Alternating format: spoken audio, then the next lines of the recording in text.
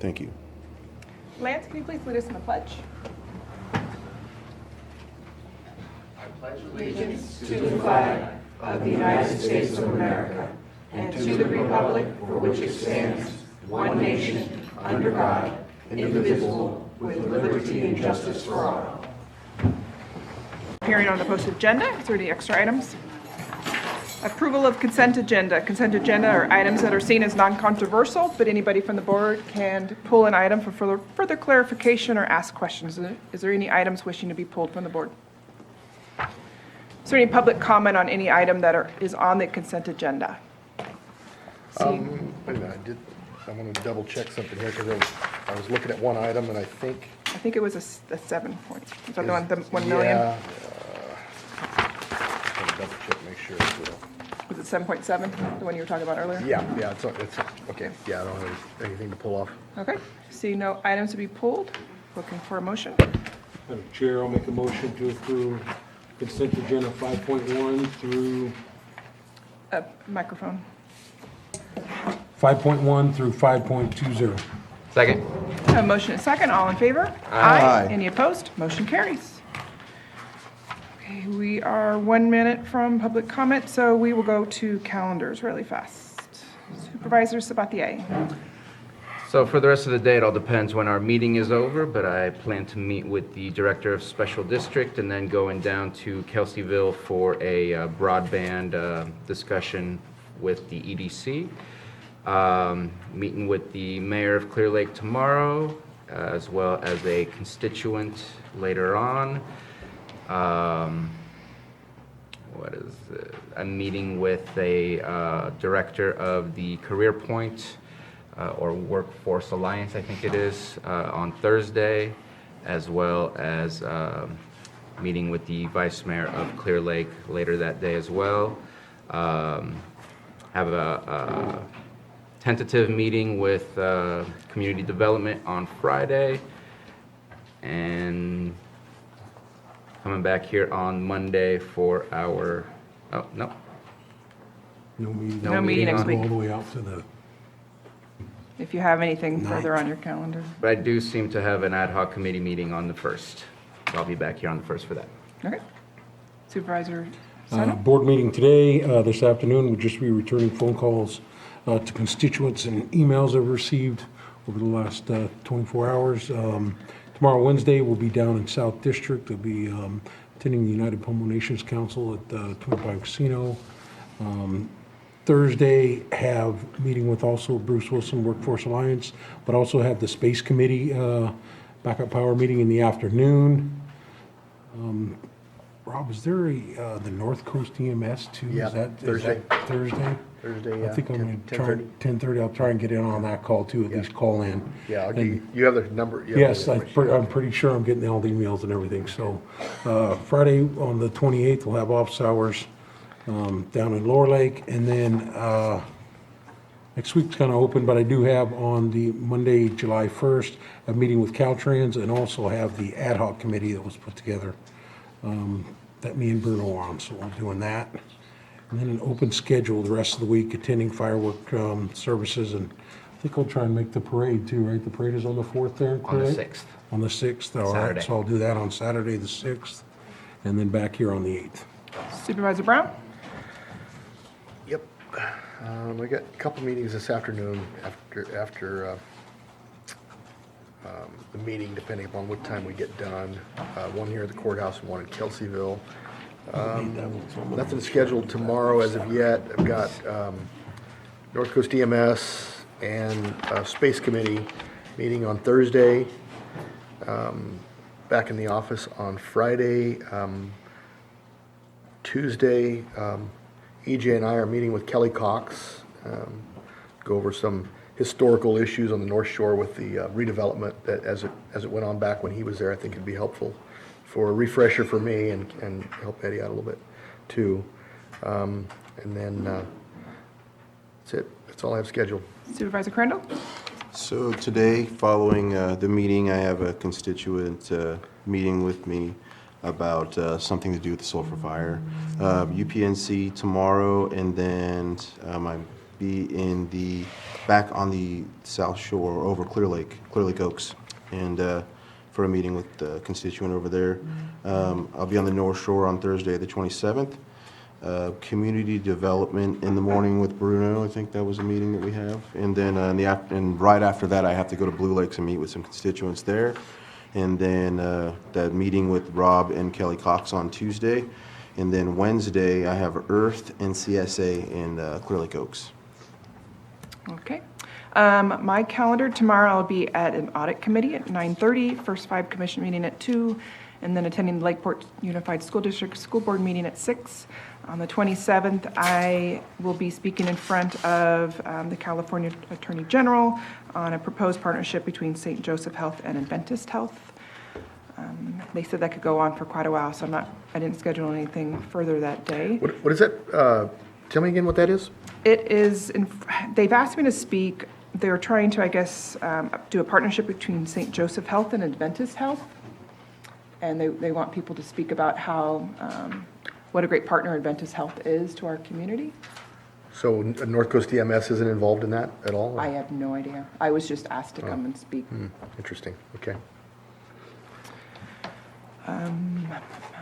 Friday morning, I have a Hope Rising Governing Board meeting at 9. And then we'll be attending a Sir Optimus party Friday evening. On Saturday, I've been invited on a boat trip with the Lake County Land Trust. They want to show me some of the projects that they've been working on. And then Sunday, I will be leaving for 6 days to go on a mission trip. We're going to go down to Mexico. There's a team of 14, and we're going to go build a house in 3.5 days. So that'll be interesting. But they said it's more about, it's not about building the house, it's about gaining relationships. So hopefully that is the truth. So we'll see. Good luck. Yeah, I'm going to need all the luck. They gave me a bag about this size, and that's all I get to bring with me, and they told me to bring 1 pair of pants. So this will be interesting. Leave my heels at home and go to work. So with that, we'll go to public input, citizens input. We have, is it Patricia? Wishing to speak on special districts regarding septic sewer.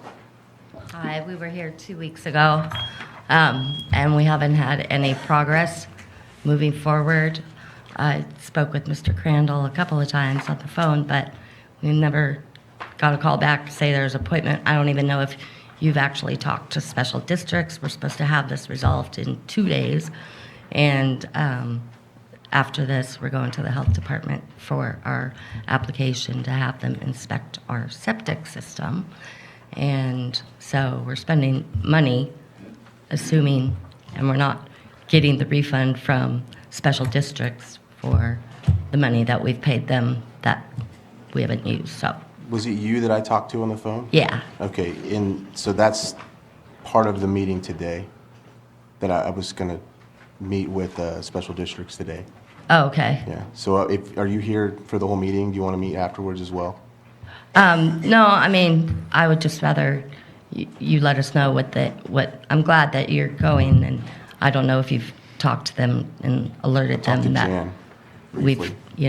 we're doing this, but anyway, so that's good to know, because we got another call from them yesterday, wondering and that was weird, they want us to put the sewer system together, not offering any suggestions to help. Well, yesterday she suddenly came up with 2 organizations that could help us connect the sewer system, but it's a little late now because we've already done some other things. So, okay, we'll just wait to hear from you tomorrow. Is that it? I mean, today. Today. You'll call us today. Yes. Okay. Thank you. Okay.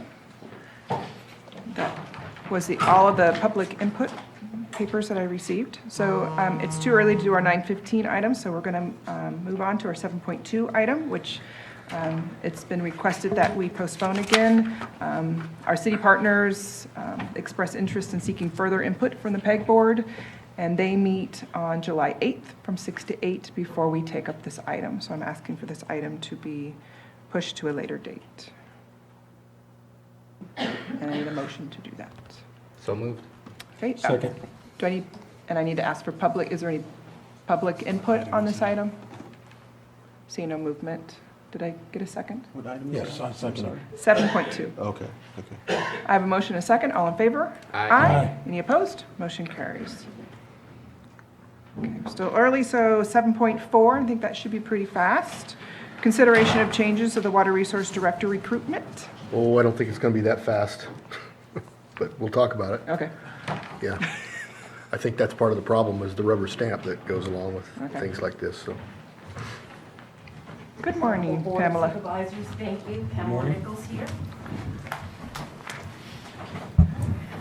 Jesse Pewitt, Human Resources.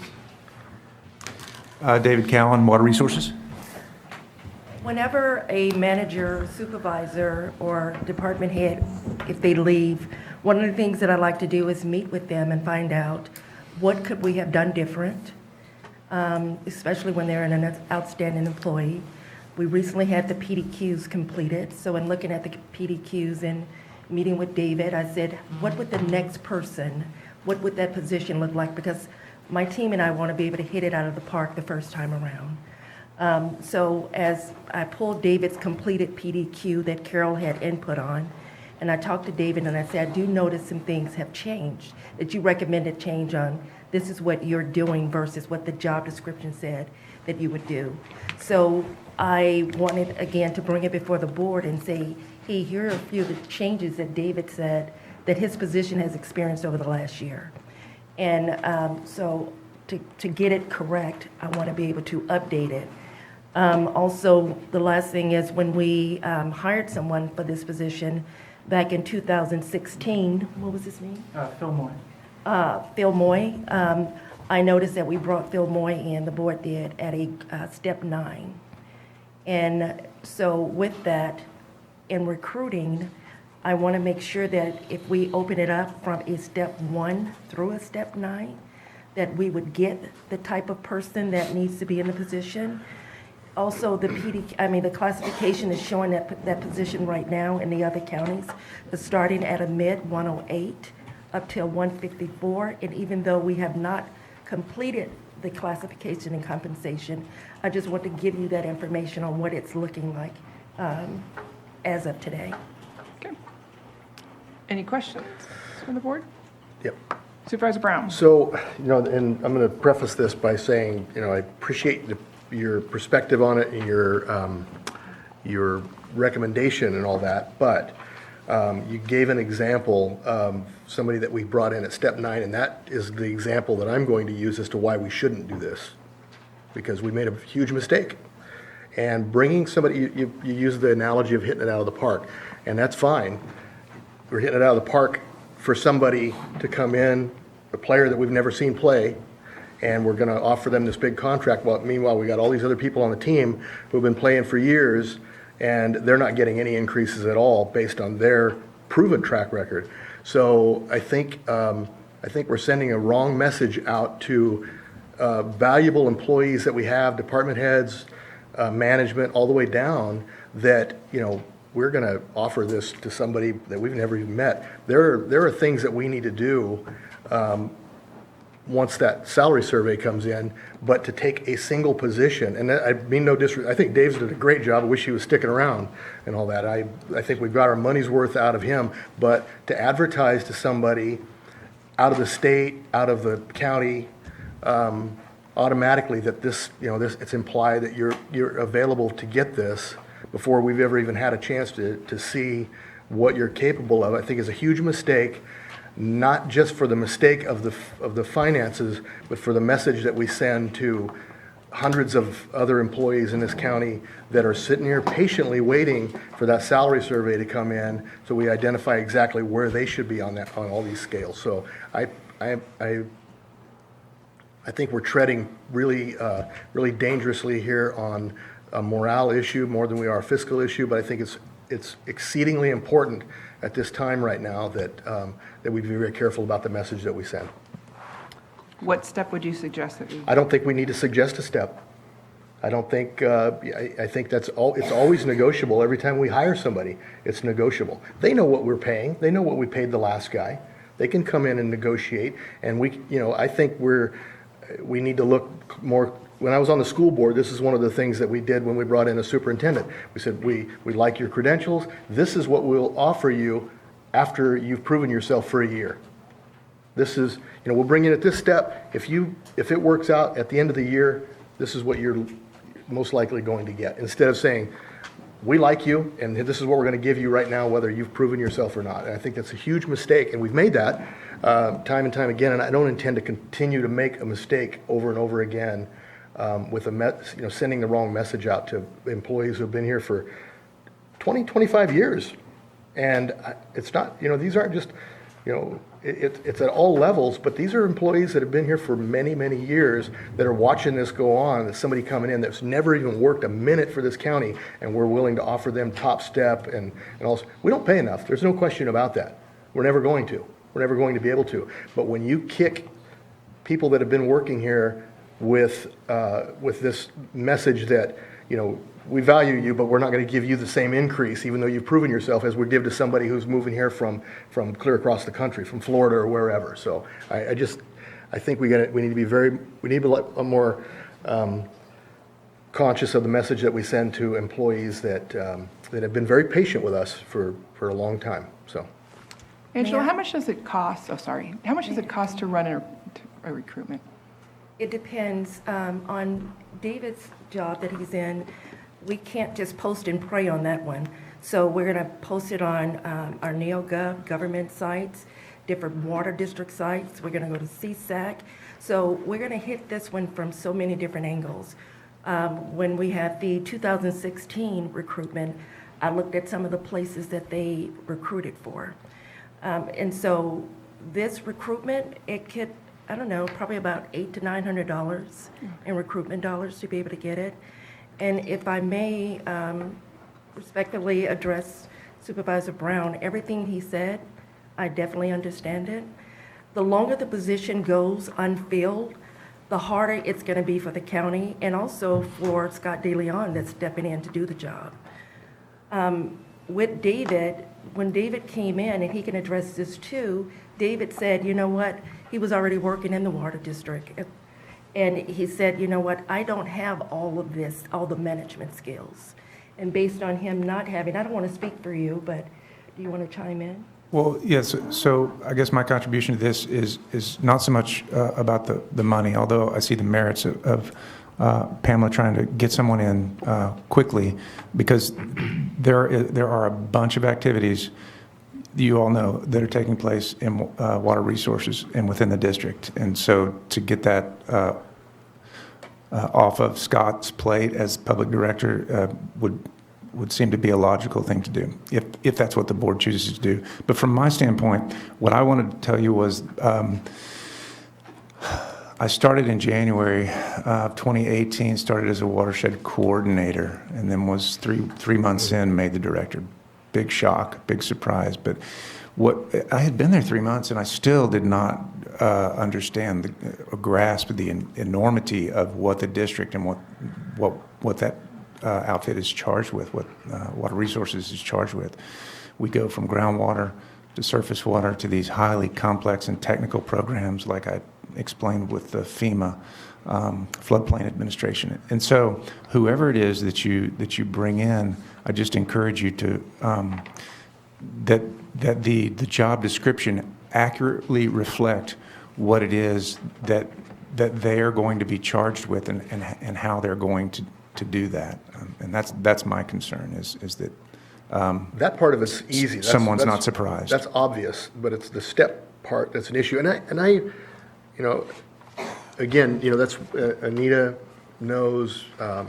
I know Lars may have been around here long enough to know, but the reality is this is a new development, having water resources separate. It's not as if we need to hurry up and get this up. Scott did it for years. Jerry Shaw did it for years before him. It was all one. We just separated it within the last decade. So, and for good reason, we had a good reason to do that, but it's not as if we got to get this away from Scott because, Scott's, he's got enough, he does have enough to do, but he can handle it. We'll be okay until we get this all figured out. I don't think we're under the gun here. I think we need to figure it out, and we may need to even wait till the salary survey is done. we're asking everybody else, every other employee to wait till it's done. So, you know, there's probably some merit to that, and we're, you know, hopefully really close to that. I don't know.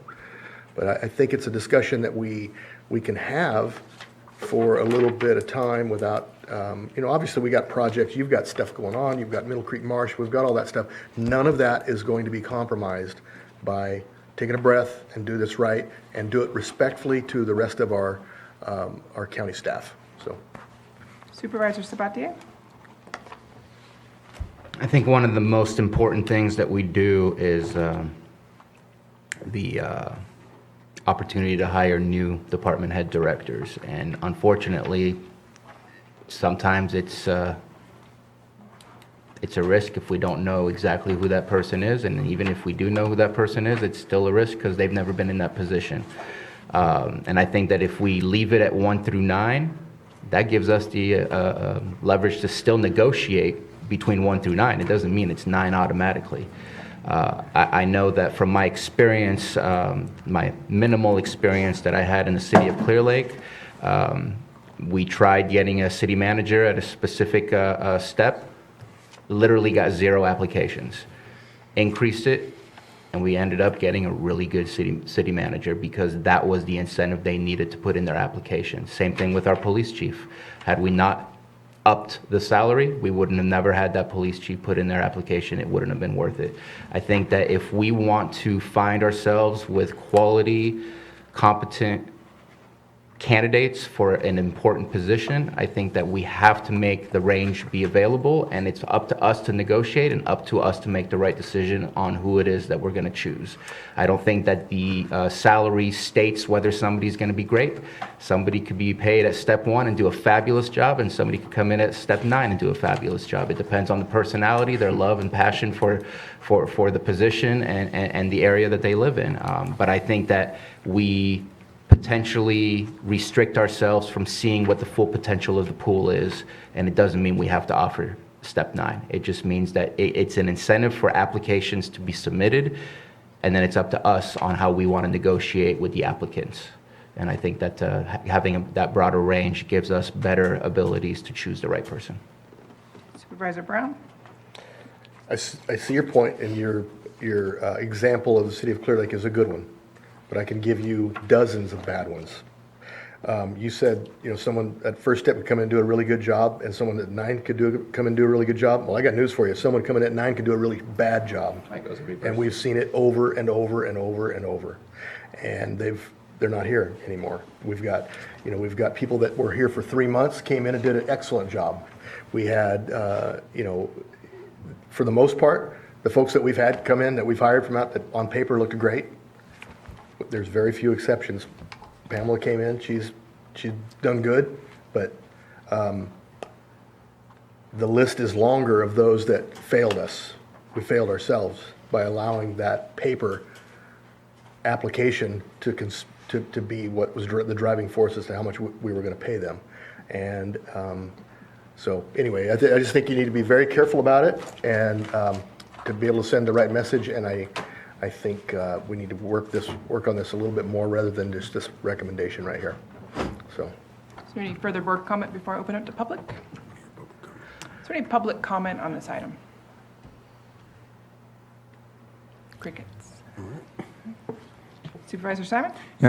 May I make a comment, Madam Chair? I want to clarify something. The successes that Water Resources has had, well, and let me say how much I appreciate the opportunity to be in Lake County and to serve as Water Resources Director for the last year. But the successes that we've had have been largely due to my ability to reach out to Scott DeLeon and to actually have a mentor in-house. There's no doubt that he's capable of doing some of the work, all of the work that is thrown at him. He's a great leader as far as I'm concerned. Yeah, that's all I wanted to say was I know he's been a strong ally for me as I've worked through a lot of difficult issues within Water Resources. Okay. Supervisor Simon? Yeah, just want to address, just going back to our Register of Voters recruitment. I think a prime example, that I think we have gotten not only Pamela, but, with that decision we made with the registrar's office, also got us some qualified candidates that came in, and we made, I think, a good decision. Time will tell, Rob, on that, whether we did or not, but I think we have. That was my vote as we move forward. And I think, and I hear you loud and clear, Rob, it's been, or Supervisor Brown, that, for years it's been, let's wait and see, and I know some promises were made. I think this puts our hand forward to let folks know that have worked for us for many years, that we're doing this class and comp study because we plan on making some good decisions when it's brought before us from Carol or Susan, whoever's going to bring it in front of us to make those changes. And I think this is just one more step forward for us making that decision. So I like the recommendation, gives us an opportunity, and Bruno hit it right on the head. Just because we're through 1 through 9 does not mean it's going to be 9. We're proving up to that, and then ultimately that person will come before this board, and we'll make the final decision. So we can have those discussions when we're doing that. But I think this really sends a message to everybody that this board is ready to make some decisions in a positive manner, not only for the new recruitments when we have to do them, but the folks that have been working here for the past 25 to 30 years that have been, in underpaid and underappreciated sometimes, I think, by the pay. And so my thought is to move forward and to try and make those decisions in a positive manner. And hopefully we can really follow up on that come by the end of this year for all of those employees who have held on that long. I heard, not long ago on a simple decision we made to do an 80% split with the Lake County Deputy Sheriff's Association, that there were folks at that table that stood up and said they hadn't seen something like that or didn't think they'd see something like that, even though they had worked there for 30 years. So I think we're moving in the right direction. So I understand the slippery slope. If we don't do that, we will pay some serious costs from some great workers that we could lose by the end of this year. So we really need to be ready to make those decisions and also sacrifice in some areas if we have to. Those are my thoughts. I think it's a good proposal. I've been through the same situation that Rob's describing in recruiting people and having them come forward, and then they're not doing the job that you expect them to do. One thing I do appreciate though right now is working with David, and it's unfortunate that he's leaving. Everything that aside from the Eel River, that's about the only thing we didn't get a chance to discuss. Yeah. But everything else we did, we had a lot of good discussions and preparations, and actually Scott has been a big part of it. So that's another thing too. I know we had a discussion about the Tule Lake, and Scott was very versed in that. And I think the real reason we're also here recruiting is because we didn't have a deputy, right, for you. And so I don't know if, and this is just a thought, would it be something that you would like to do, Rob, to find a deputy, or maybe? I'd like to find money to do that. Well, rather than, we'd have to look at that. Like a restructure. So for example, allowing Scott to be the director and then just applying, opening it up. And we can have that discussion. That's the way it was for years. Bob Locious was his deputy who did most of that type of stuff. So we've done it that way. And I'd like to open up the discussion further to determine what that is. And I'd have Scott at the table to begin with, I mean, he's got some recommendations. I'm sure he's got some thoughts on it. We could do that at the reclass committee level too. So one of the things, and I kind of count the votes here. I've learned to count to 3 as I've been on this board, so I can see where it's going. But one of the things I would like for these guys to have, all of us actually wouldn't hurt, I would like to have a list of all the county employees, how many years they've been here, and what step they're at. I think I'd like to put that in perspective for the rest of the board, just where everybody is. I think you're going to be very surprised at how many people we've had here for many, many, many years who are still not at the step that we're talking about right now for somebody that's brand new and never worked here. So. Supervisor Simon? I agree completely. Like I said, as a new, one of the newer board members, when we had talked about recruiting for the registrar's office, Diane Fridley had been here for somewhere, I think, 40 years in county service, and she hadn't made it through the steps. Right. So I know I've spoken directly with Pamela on that and looking at how we do that, because, in all of our departments, I mean, to work for 30 years and not make it to the top of the class or through every step, that just it's something that just, we have to revamp and we have to address when we're doing the class and comp. And I'm And- confident we'll get those things so we can really give people an opportunity to advance and to get where they need to be for the work that they're providing for us and our constituents. So I'm positive we'll get those, Rob. I agree with you 100%. I would like to see all that. And as for me, I think it's very important that we get somebody in that leadership position. So running the recruitment 1 through 9 doesn't guarantee that they're going to start out as a 9, but I think we'll be able to have a better pool of candidates if we do that. So if there's nothing further, looking for a motion. Madam Chair, there is actually, the memo also makes reference to a change in job description. Now, as your board is aware, normally that goes through the Class and Comp Committee. Your board can do that anyway, but you should review that and make a decision, probably with admin's input, as to pushing forward with that change in job description now. Just to tag all the bases of the request See, before you. And Supervisor that Brown. was, Yeah. No, go ahead. that was attached to the memo. It was only, David, you want to tell them the few changes? Yeah, it goes back to what I was mentioning before, just that the position it's so varied. And as it's written now, it's very research-based. It requires a master's degree in aquatic science or some of the sciences. You could probably have someone come in with a lesser degree, but certainly someone, I think it's going to require someone who is well-versed in project management and has managerial experience. The science and some of the technical aspects can be handled at the staff level, but with such a diverse range of activities going on, what you need is, my suggestion is that someone come in there and be able to manage people and the projects of each of these. Yeah. Not a research-based classification. Supervisor Brown? I've always said that's, in fact, all of our positions, you need somebody to manage people.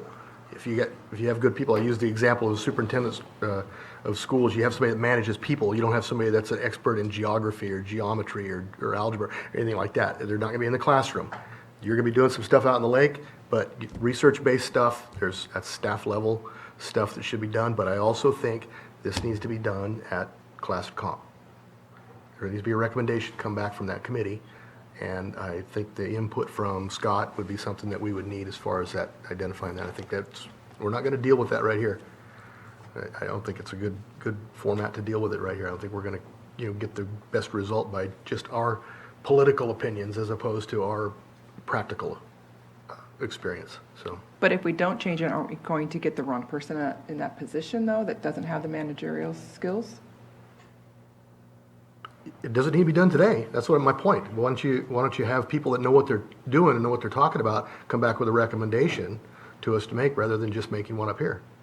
Isn't there a project we're kind of under the gun, though, that we need to get finished? It'll still get done. Nothing stops. The department doesn't stop. No, I know, but I know there's something really important about the flood. There are several things that are going on right now that we're under a time crunch on. The one that you're probably thinking about is the FEMA audit, Yeah. which is under an extremely tight timeline to get things done. Okay, so let me ask this. Will that not get done if we don't change this?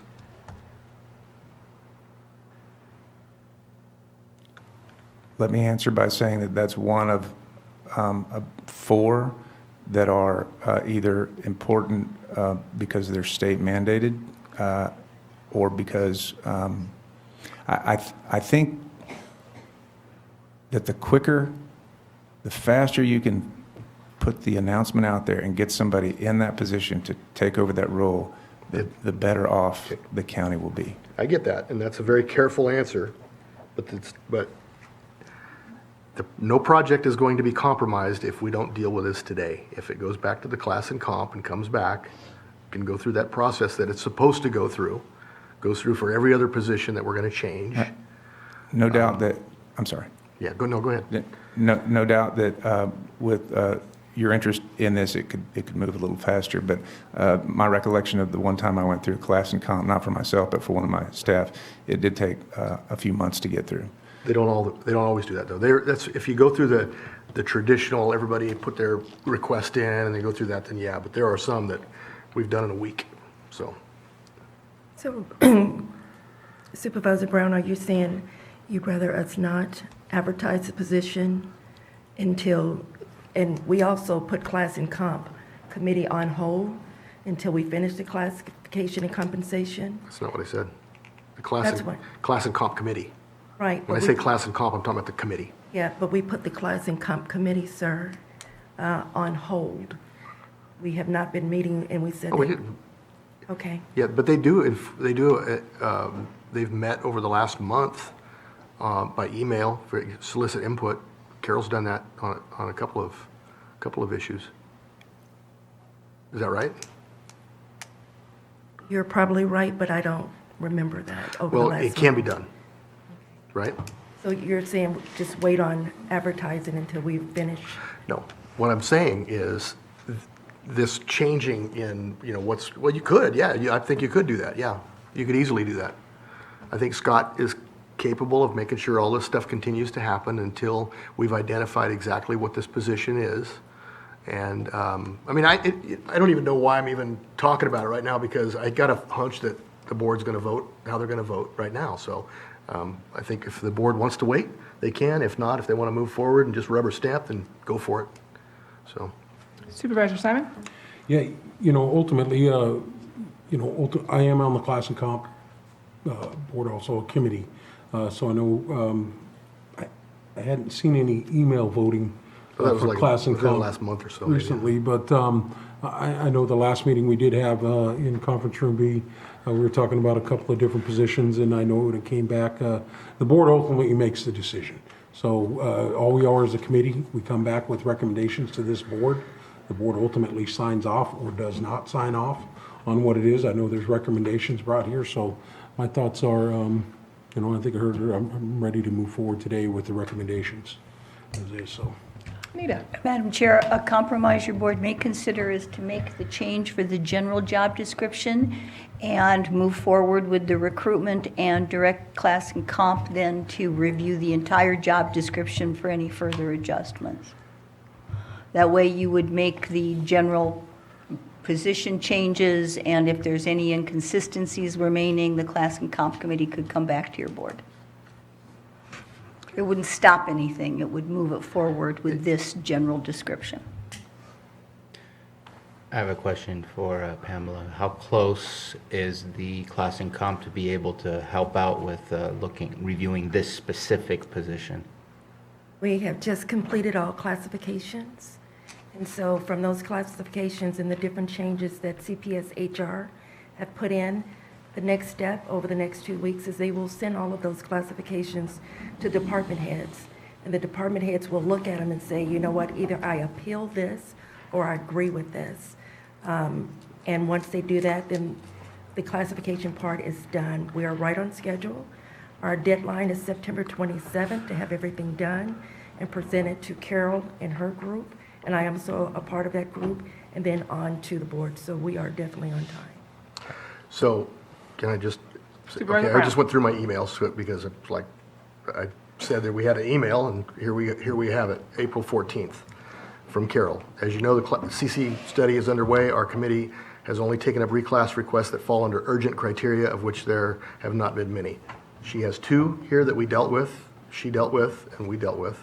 Changed the correctional officer series to retitle Deputy Sheriff Corrections, changed to Deputy Sheriff Trainee class as requested by the sheriff.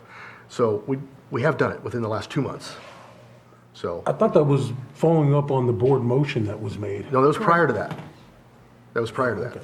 So that was in May, that the board motion was, that was in, I think the second Tuesday in May, that was finally done. So, Okay. Then if there's nothing further, looking for a motion?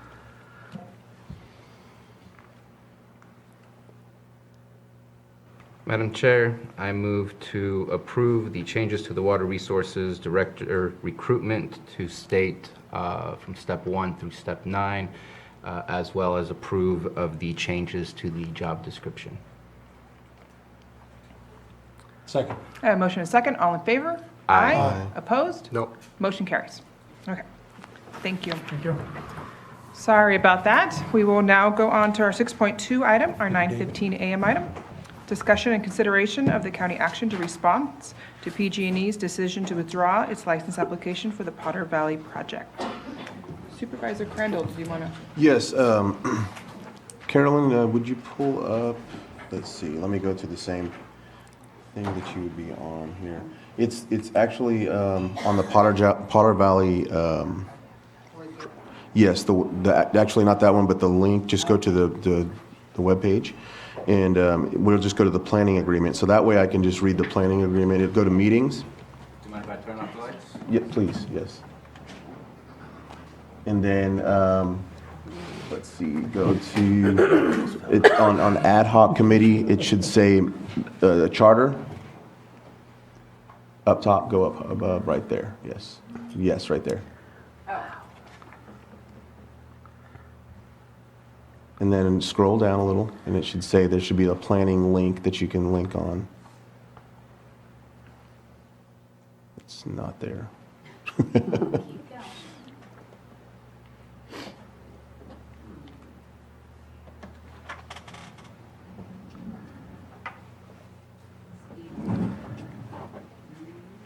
Okay, go to the meeting held on May 20th, 2019. That's where it'll be at.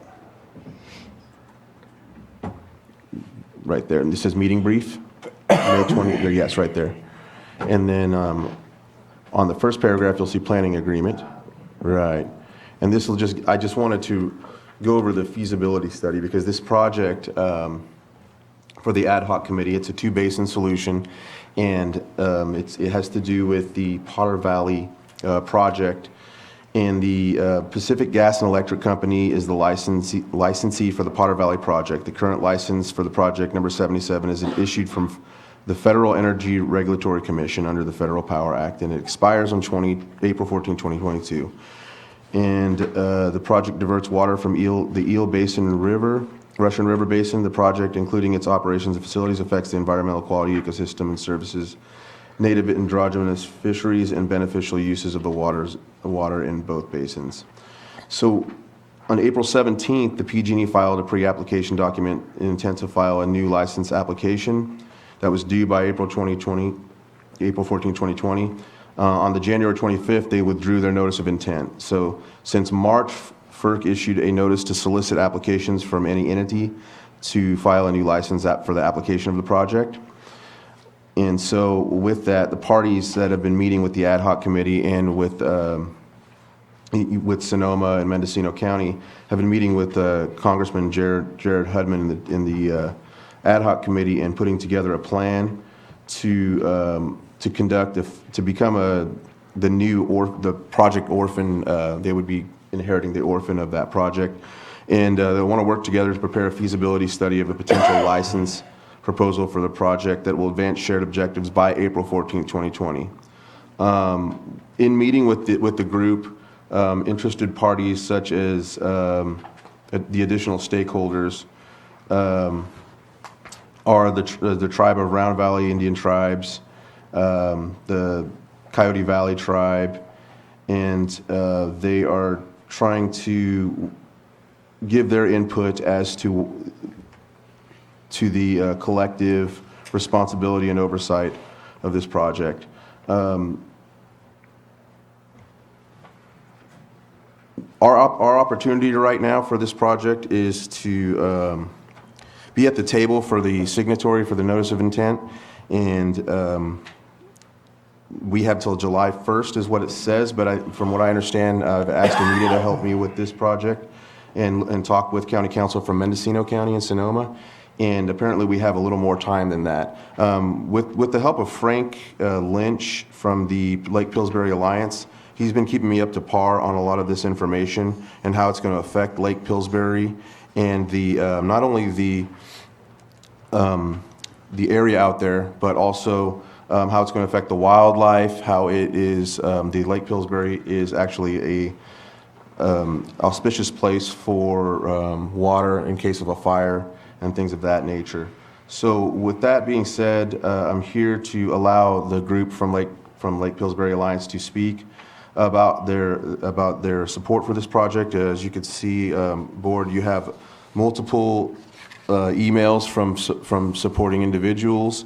And there's also the Lake County Chamber of Commerce that I've met with, and they have a full support for this to restore or at least keep the dam in place for Lake Pillsbury, because not only the economic development and the people that go out and visit to Lake Pillsbury, but also because of the tax revenue that's incurred with the land out there. So that being said, we have a lot of support for it. The only issue is we have to figure out a way to come to the table with at least $100,000 to put in for the feasibility study, because that's what the commitments from the parties are from the Sonoma Water. I want to say, let me find the name real quick. The Sonoma, yeah.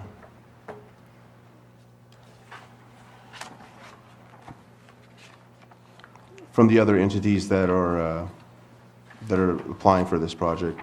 So, with that being said, I just wanted to really give the Lake Pillsbury Alliance a chance to... Sonoma County Water Agency. Yes, that's what it was, I'm sorry. Sonoma County Water Agency and the Mendocino County... Inland Water. Inland Water, yes. And so we don't necessarily have a water company out in that area that would tie to that. But another interesting fact is that both of these companies also have members of their supervisors as part of their board. So that's another reason why they're at the table at the last ad hoc committee that I attended. I attended the last ad hoc committee last week via the phone conference and whatnot, to let them know that we do want to discuss it at the county level, at the Board of Supervisors, to discuss being a part of a notice of intent and seeing how we can come up with the funding to be part of this project. So that's. Did you have slides? There are slides, but those are actually part of the meetings that took place. If you could go to the map, there's a map, and that way you could see the effect to it. Let me see if I can.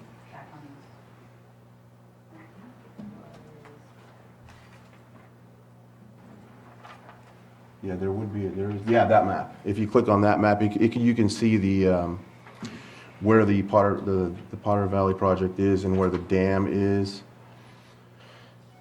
The Scott Dam is the dam that they're talking about and some are talking about trying to decommission the dam.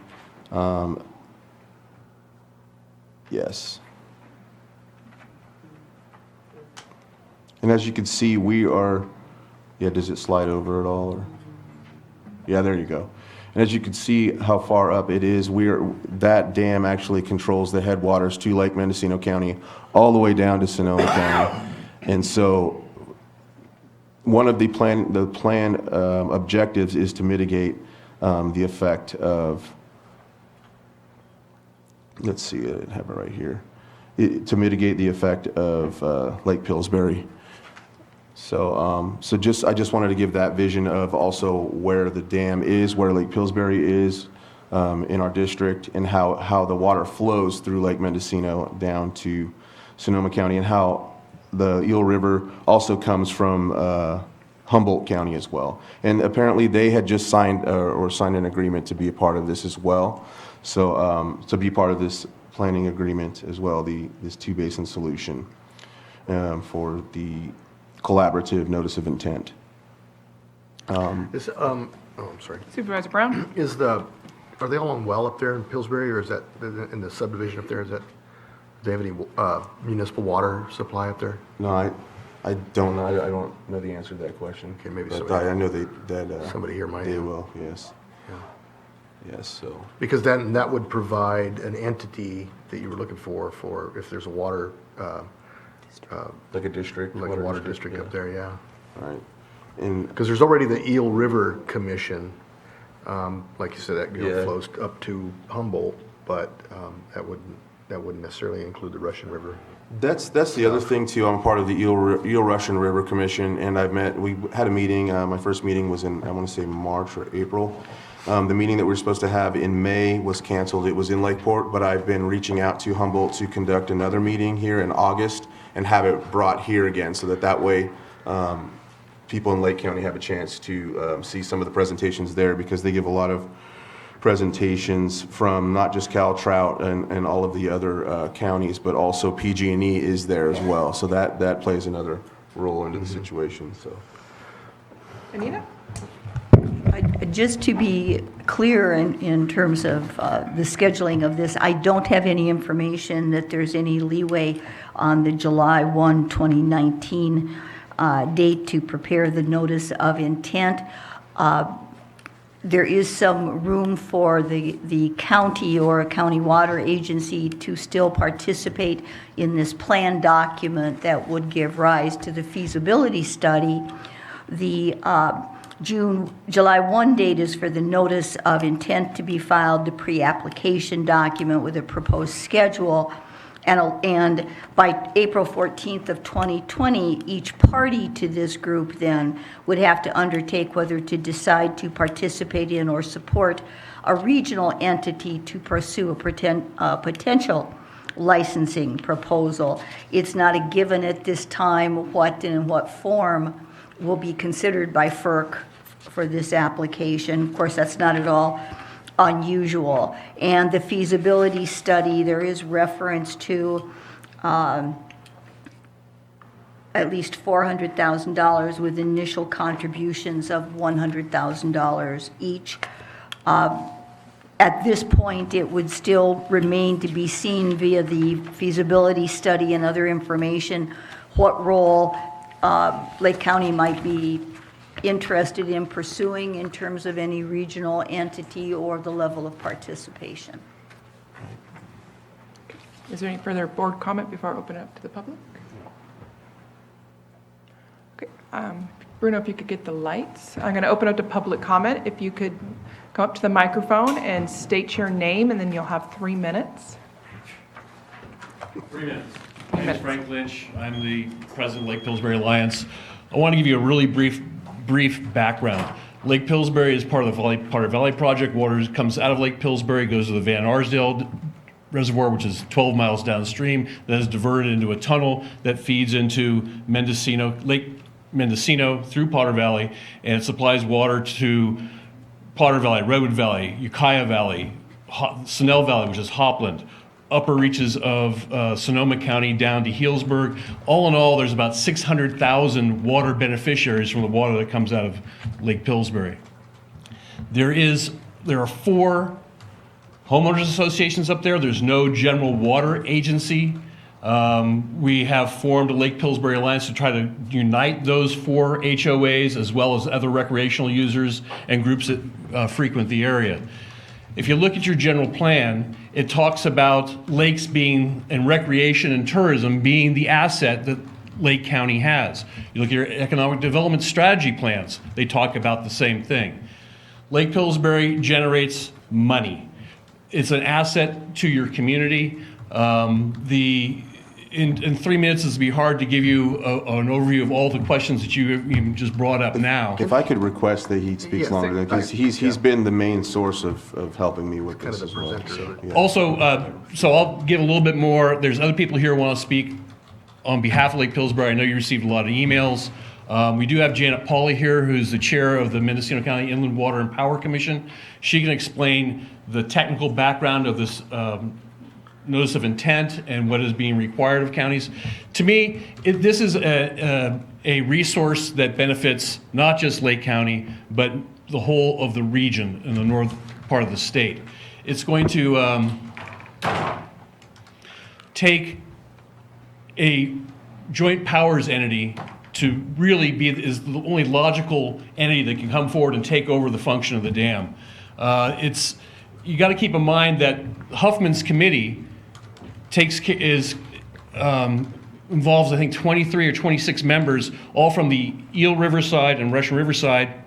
In my admittedly biased position, it's a little bit slanted towards entities that want to decommission the dam. The Friends of the Eel are on there. Our organization started because we wanted a seat at the table. We couldn't get one, so we tried to unite to create more of a representative group so we would have a seat at the table. The decommissioning of the dam would have dramatic effects to the whole of the region. And Lake County controls the headwaters, and that's your power position, I would think. It's interesting that Huffman's committee is taking the lead on this, or has been, but Lake County has one seat on that. It's not even in Huffman's district, it's in John Garamendi's district. Unfortunately, he's been pretty silent, at least as far as we've been concerned. To move ahead, again, I think it would require a joint powers entity to take over, and Lake County has a stake in this. There's about 450 parcels up there with ownership. There's literally thousands of people who are there on weekends, especially in the summer. It's an economic generator. I mentioned before when I spoke briefly before you about a month ago that there's a study done by the National Forest Homeowners Association that was done in 2006 that says that each recreational home generates about $7,500 to the community within 50 miles of those homes. So we have a couple of businesses up there. There are agricultural properties. To lose the lake would have a significant effect on not just those of us who love going to the lake and enjoy our experience up there, but would impact the whole of the north of the state. Part of the reason you don't hear a lot about this is, candidly, most of the people who have places up there do not live in Lake County. This is their second home, their recreational home. There are probably about 50 to 100, is my guess, of permanent residents who live in the lake basin, but that's just a guess. So you're not going to hear a lot about Lake Pillsbury. It's a fairly isolated place, but if you talk to people who go there, I've talked to a lot of people in Lake County in the last year, and all of them really value Lake Pillsbury, and they go there as an option to go to Clear Lake. They think they like the isolation and the beauty of the place. I mean, I could try to tell you more, but I suggest you listen to some other speakers today to talk about their concerns, their passion for the lake, the way the lake contributes to your economy. And also, Ms. Pauly can talk about the functions or the standards you need to go through to join this entity that's going to be looking towards creating a joint powers agency. It's not created yet. This is a feasibility study that you'd be funding. In the long run, I understand that that's a lot of money for you guys. You probably won't ever hear a taxpayer say this, but I would welcome you to create a benefit assessment district to tax us who are up there, those people who have properties up there, and we can help fund you to participate in this study. It seems fair to me. We benefit from it. I think you'll benefit from it as well. Frank, do you have a water district? That was one of the questions. No, there's small water. Most people are on, there is one main water district that serves what's called the Lake Pillsbury Ranch, which consists of about 330 parcels. Other than that, people are on wells. Where my place is, we have, I think, 14 people on our water system. There's no unifying water district. We do have about 10, 12 years ago, we formed a fire district. Thank you. Other questions for Frank before he sits down? Yeah. Supervisor Brown. So, and I'm asking a rhetorical question here because we all know, but I don't know the exact amounts, but how valuable was that lake to the fire suppression up there? Oh, huge. Huge. We have a lot of people here from the area that was, fire got within about a quarter mile of my place. We have some people here who got within a couple hundred feet, Yeah, if and not closer. that's, I think, an approach that we need to take as well, that. Absolutely. You know, As an anecdotal comment, I went to a fire resilience meeting with Congressman Huffman and Congressman Thompson. And at that meeting was a guy named Robert Baird, who's the regional director for the Forest Service. And in a private conversation, I talked to him about the idea that, what does the Forest Service think about taking down this dam, which was a great asset to them for fire suppression. He said, I think I'm quoting, "That's crazy." well, that's one of the resources that we should look at as far as the money, so it doesn't impact the county general fund any more than it has to. I think that's. I'm sure there That purpose are alone. fire recovery grant monies that might be applicable in this instance. Yeah. So Anita, how much time do we have to come up with this $100,000? That's not July 1st, right? I would hope not. Well, that's not really an attorney question. I'll give you I 15 actually didn't ask, but I'm pretty sure they would trust you to come up with it if you made a commitment to participate and come up with the money. I doubt it would be, Janet was actually going to elaborate on that. oh, good. Yeah. Okay, good. I don't know when they intend on putting the study together, but Mendocino didn't indicate to me that it was tomorrow, so. I was told that there's time. Yes. State Good morning. your Thank you, name, ma'am. My name is Janet Pauley. I chair the Mendocino County Inland Water and Power Commission. And let me just explain what that is for a second. We're a joint powers authority. We have our 5-member agencies, all elected boards, the Mendocino County Water Agency, City of Ukiah, Potter Valley Irrigation District, Redwood Valley County Water District, and the Russian River Flood Control. And we were formed in '96 when PG&E threatened bankruptcy long ago, with the knowledge that someone was going to have to probably step up at some point in time to protect the Potter Valley project. Well, it has happened, not the way we thought it was going to happen. But IWPC is one of the NOI partners right now with Caltrout, Sonoma Water, and Humboldt County, who entered last week.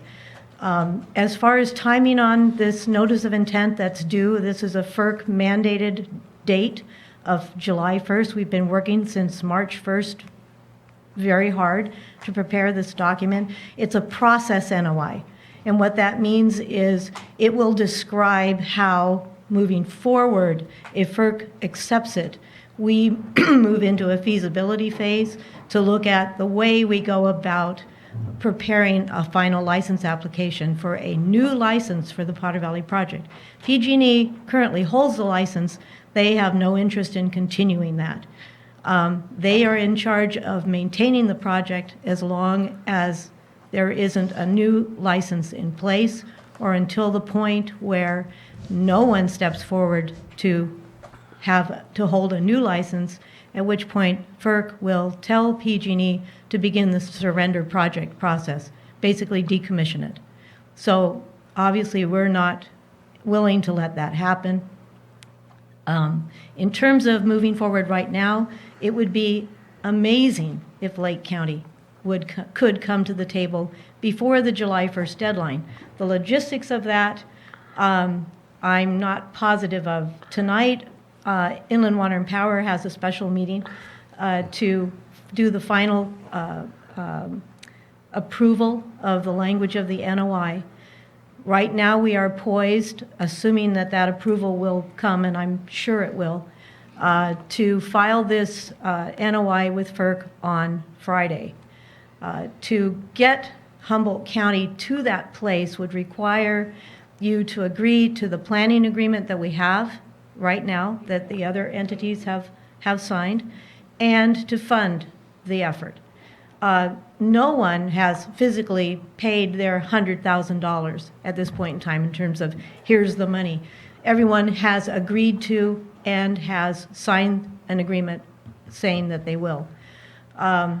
There's really no one at this point in time that's even there to hold the funding. As Frank mentioned, this is going to be required a new entity to form.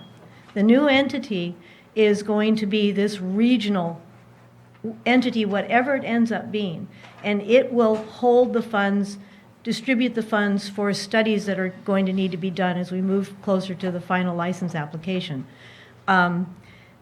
Whether that, at this point in time, I'm doubtful that that would be a joint powers authority, but I am not an expert on that because I believe that NGOs cannot legally be a part of a JPA. So it would require something like an authority.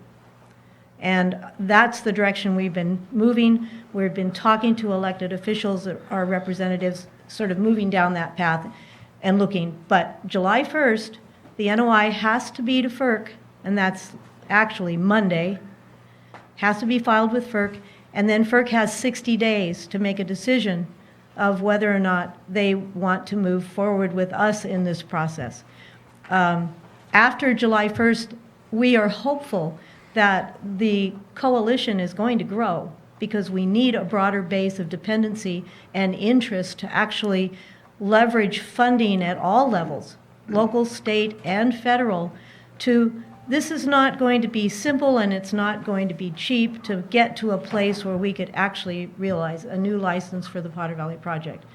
I can't imagine Lake County not being at the table with as much interest as you have in Scott Dam and Lake Pillsbury and as part of this process. I'm not saying it needs to be done instantly or tomorrow, but moving forward, I can't imagine you not having a say in what happens, because the future of that lake and part of your economy is dependent on who's going to make the decisions. You should be at the table to help make the decisions. So. Supervisor Brown? you have a question? So logistically, we don't have any idea where the 100,000 would come, even if we supported it right now. But personally, I think, we need to try to find it. We need to try to find some way to get it, work with, the feds or state, the fire part of it, fire suppression part of it is a really good method for that, I think. I know it's in Garamendi's district now, but it was in Thompson's district, and I think he would be open to being involved in that as well, and could be, from that historical perspective, I think he could be very helpful too. Anita, is it possible for us to do a vote of interest or intention or something, because we can't commit $100,000. We don't have the ability to do that until we work with staff and try to figure out how that would be funded and not impact the general fund. What's that? An intent to search the couch pillows? Yeah, pretty much. And then the other thing is that I wanted to ask you, you don't have to answer right away. You may have the answer, but okay, let me go back just a minute here. So our interest is largely from the dam upstream. And yours is the dam downstream. So would our CSA 23 include this to where we could do like a benefit, a zone of benefit up there for the water portion of it to work with the property owners from the dam upstream to determine whether or not there's some, $100 a year assessment could be made that would actually be used for the purposes of protecting that lake? It's possible. It is possible. I'd have to look at exactly what the circumstances are and how a benefit assessment could be constructed, but it's certainly worthy of review from a legal standpoint, and I'm happy to do that. Because And I can do it pretty quick. That could then be used, that zone of benefit, identifying those parcels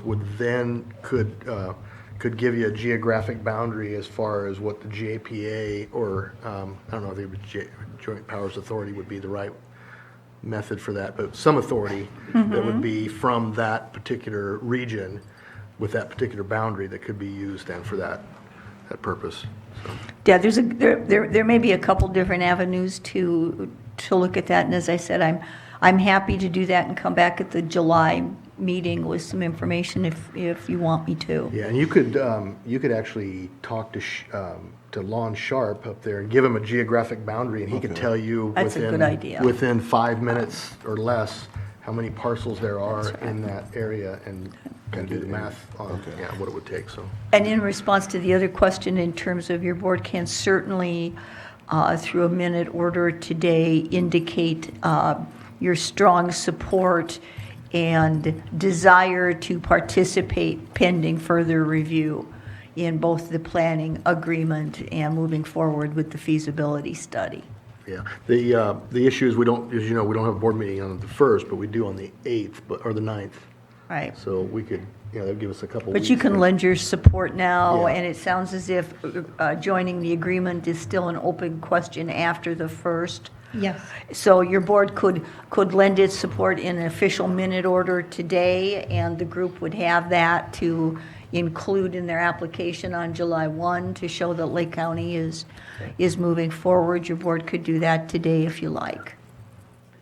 You could also do a letter if you prefer, but a minute order certified today would have the same effect. It's up to your board. And another thing that I know I wanted to put together was also in essence, they have a Lake Pillsbury Alliance composed of the homeowners associations, but a committee, like an ad hoc committee, consisting of myself and whoever they appoint as well, and then possibly someone as from the Chamber of Commerce. I know that there was some folks Farm that I met Bureau. with. I would in get the Farm Bureau Bureau. involved with that for sure, for a lot of the downstream purposes, yeah. Madam Chair, could I make one quick comment? Yes. Because we've been talking about water supply.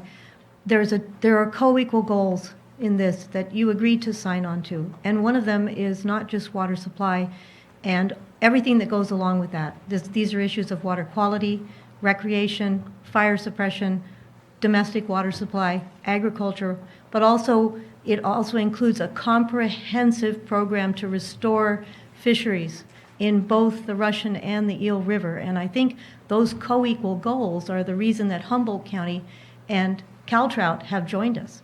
Because you might ask, why in the world would they? That's why they have. And that's why the Round Valley Tribe is interested in joining, and they will not be able to join before the 1st. They're still in negotiations as well. So this coalition, I expect to grow with all of those interests at its base, which makes it very powerful, I think, and very unique. So I think your concept of a minute notice is fantastic. I think that would mean a lot to FERC. In one of the goals, when they list the goals in the two-basin solution, is to minimize and mitigate adverse impacts to Lake County, including Lake Pillsbury businesses and residents.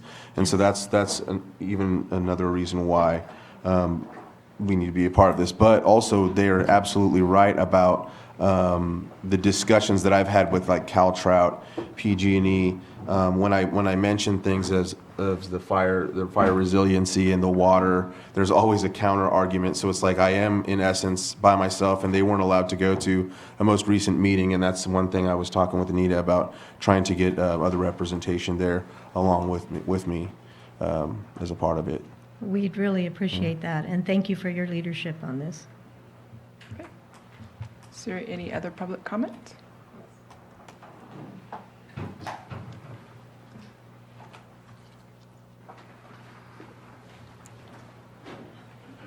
I wanted to thank your board for letting us come today and talk about our Lake Pillsbury Alliance. My name is Carol Cinquini. I could probably go on about my family's 70-year time, 5 generations up at Lake Pillsbury, but I don't want to spend my time that way right now because the issue is critical and it's broad and it's important to get Lake County on board. I read Robert Eiler's economic strategic implementation plan. I've read parts of your general plan. And one of the primary things that carries in these 2 documents is Lake County's commitment to nature, to preserving water resources, to conservation values that will protect waterfowl and wildlife. And that's what Lake Pillsbury is all about. There are 450 homeowners and ranch owners, and there are business owners, but there are thousands and thousands of people, many of whom are from Lake County, that go to Lake Pillsbury for its natural beauty. And it is a gem in the northern part of Lake County, and it's worth preserving and protecting. The water is valuable. The fire protection is invaluable, as we all know, as we watched helicopters dip into that lake to fight the ranch fire. But it's also an important source of tax revenue for you. It fits with your economic planning in that your commitment, your messages that you're looking at are to preserve and protect and provide an outdoor environment natural for your people. That's what Lake County takes pride in doing. And I think it's very, very important to keep this natural resource as Lake County grows.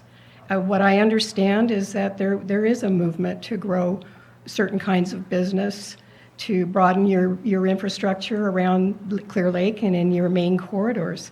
But as you do grow, so will your natural areas diminish slightly. And Lake Pillsbury still will be that beautiful place that your community here around the lower end of Lake County can go and visit and hike and boat and get their needs met.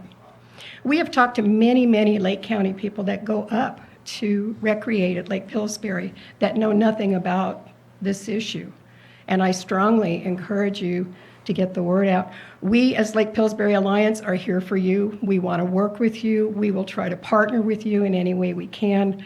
We hope that we could help with resources in whatever way is possible to get Lake County on board and have them participate. I wonder if, in terms of raising revenue, you can raise revenue through chamber members. There may be benefactors.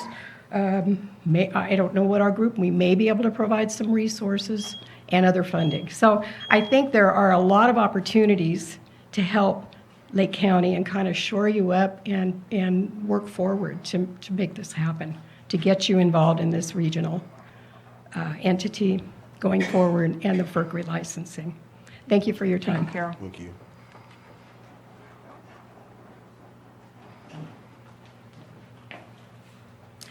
Lance Williams, Lake County resident. I'm really glad that this is up in front of you guys, and I don't see how we can come up with $100,000 as of yet, but I really appreciate the time, and I like Rob's opinion on, you know, looking at it as a water source that can't be gotten rid of. I think there are people are interested in saving some of the fish, but if we lose that water source, when they're dropping that retardant kills trout. So if we remove the only water source up there, then we'd have to, you know, go back to fire retardant. So I wouldn't want to see that.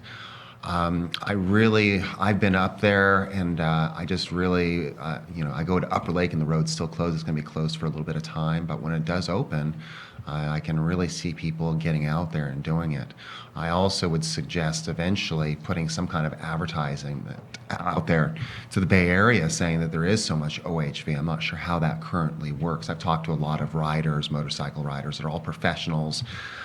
Some of the biggest riders in California, and a lot of them haven't been up here. So, but if they knew about it, I think that would really change, because it really is just so wonderful, and there's so many access points from Indian Valley Reservoir to from the Upper Lake, and I've had to go through the Potter Valley.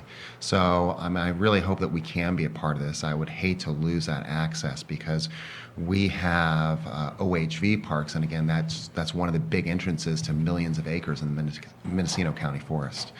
And again, after going up there, I would hate to see that thing dry. I would be so scared to death. It'd be a tinderbox, especially, you know, it's the water that can, the water can, you know, suppress the fires, but also it's keeping those trees at a certain hydration level now. So if we remove that hydration level, that could be a problem. Thank you so much, guys.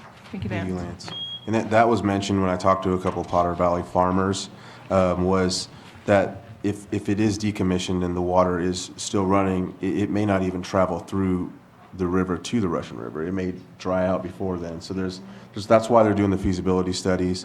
Also, the animal life that depends on the reservoir is important as well. So. Yeah. Bobby Dutcher, Kelseyville. I think it's very important that Lake County joins this coalition. You know, if you look at the list of the people that are on it now, like Cal Trout is a member of it. If you go onto their website, they're already doing studies up there to see, you know, well, what should be done. Well, they've already basically made up their mind. They think the dam could be decommissioned, and they open those areas up there for spawning. It's only about 2% of the spawning ground for the Eel River watershed is above Scott Dam. So it's a minor part of the entire watershed. But the scientists that they're hiring, they know the outcome that they're looking for. So they're not going to say, well, you're wrong. You know, Scott Dam should remain in place. It's not that big a deal. They're going to have to give them the outcome that they're looking for. They'll never be hired again. So I think the science that's going to be coming out of these groups, like the Friends of Eel River or Cal Trout, is really going to be skewed in the direction that they want it to be.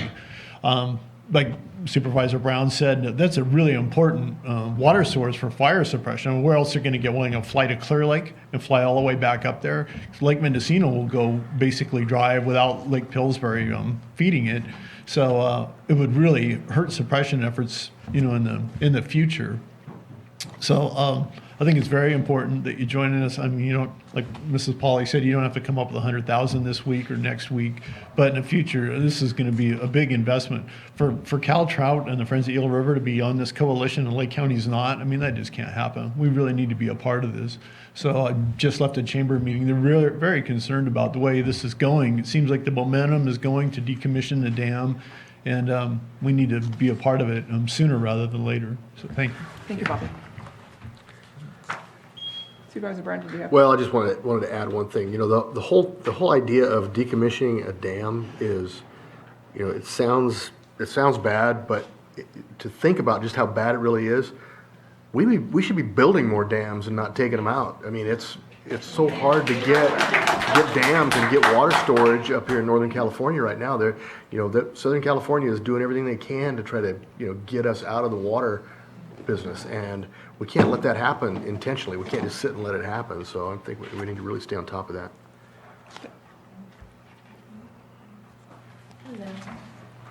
My name's Jolene Shanahan, and I'm here. Thank you for not doing this, by the way. They don't know what you're talking about. I'm a resident of Lake Pillsbury. I'm here on behalf of my parents who owned Soda Creek store for almost 30 years. I have 921 signatures from our customers to save our lake. So we own Soda Creek, we own a house on the ranch, and we own 3 lots. If you remove the dam, if you remove Scott's Dam, it is a complete devastation. 40% of the year, you will probably have absolutely no water. Soda Creek store loses their water in August as it is. We have to collect water and bring it in and put it in our own wells. So most of your homes on the south side of the lake might have a little bit, but a lot of our homes will no longer have any water. And it's I don't know what else to say. You're gonna lose all your economy that comes out of there. You know, all the money that Lake Pillsbury Resort brings in, all the money that Soda Creek brings in, all of our customers. We have signatures from people out of the country who actually frequent our lake. They like to, you know, they bike ride, they kayak. You know, like they said, our lake is a gem. It is the most beautiful thing and place I've ever lived, I've ever seen. And I'm at awe that this is even up for discussion, I guess. So I want to thank you for your time, and I have these if you need If you want to them. hand them to the clerk. Okay. So I actually photocopied these, but I kept the originals. Okay. Any further public comment?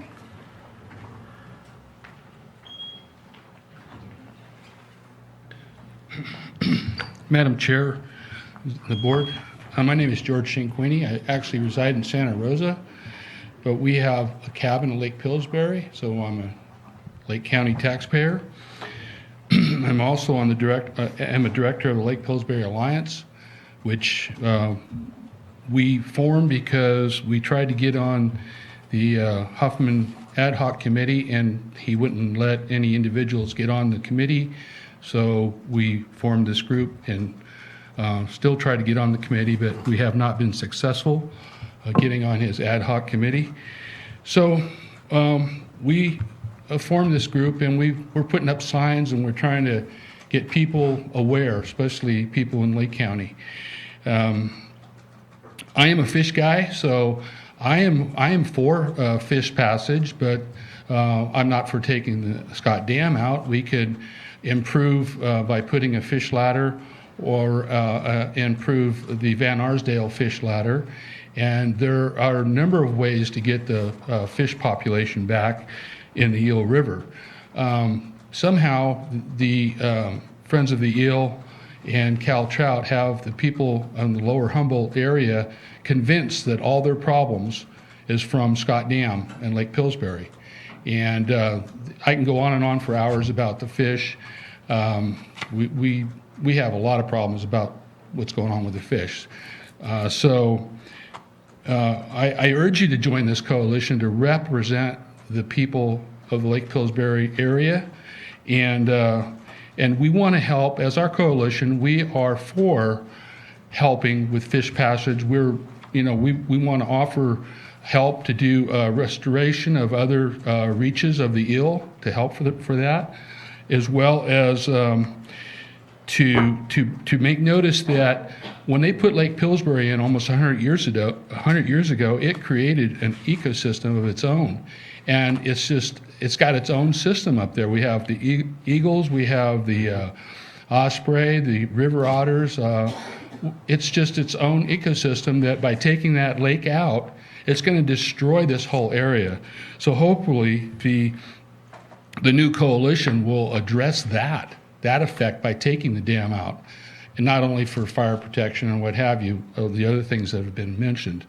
So I'm here and I've also been to several, over the last, say, 5 years, the Eel River Commission meetings. I've attended a lot of these meetings, and unfortunately, the powers of Cal Trout and Friends of the Eel River, they want the dam out.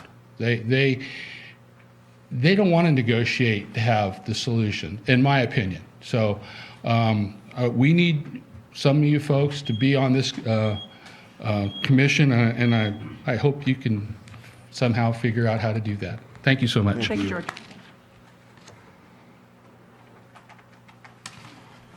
Madam Chair, Supervisors, my name is Kirk Fuller, and I'm representing the Fuller family, which is one of the upstream or up dam residents. We've had our property for over 100 years up there, and as a person who's 56 years old now, I've seen, just the wonders. I grew up at the lake. It's just a valuable asset. I'm here to just ask you for your support and join this cause. And I think as an offering, I know $100,000 is important and a lot of money. And I would think I could actually commit to putting up $10,000 for you through my family. Thank you, Kurt. That's, Thank you. ask you for your support. Thank you. Supervisor Sabatier, did you have something you want to ask? Wait No? for the Okay. public comments to finish. Hi there, and thank you for supporting all of this. I'm hearing a lot of good comments from you guys. I'm Nancy Horton. I'm Secretary and Treasurer of Lake Pillsbury Alliance. I have been going to Lake Pillsbury all my life,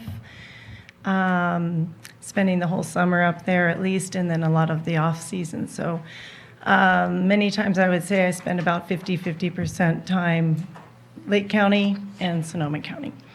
I just want to talk about all the people that I know that travel from Sacramento area, Napa Valley. They come through Lake County. They talk about stopping at the Blue Wing restaurant, which I've been there, and picking up their groceries on the way, gassing up and heading up Elk Mountain Road, which, as we know, is not open right now.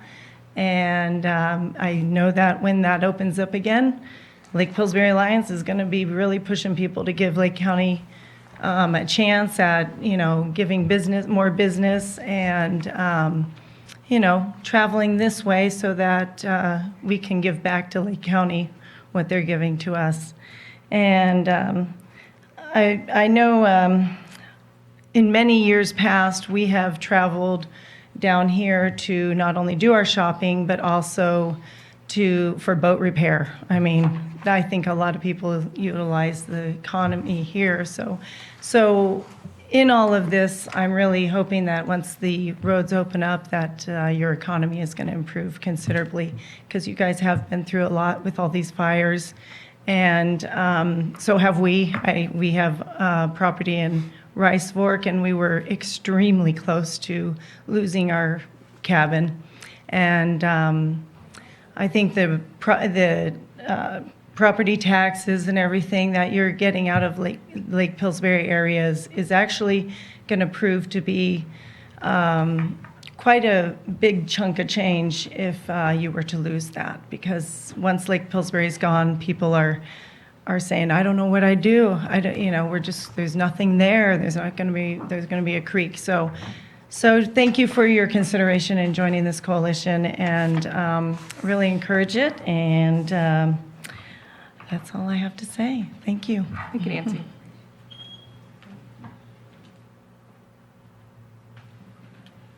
Good morning.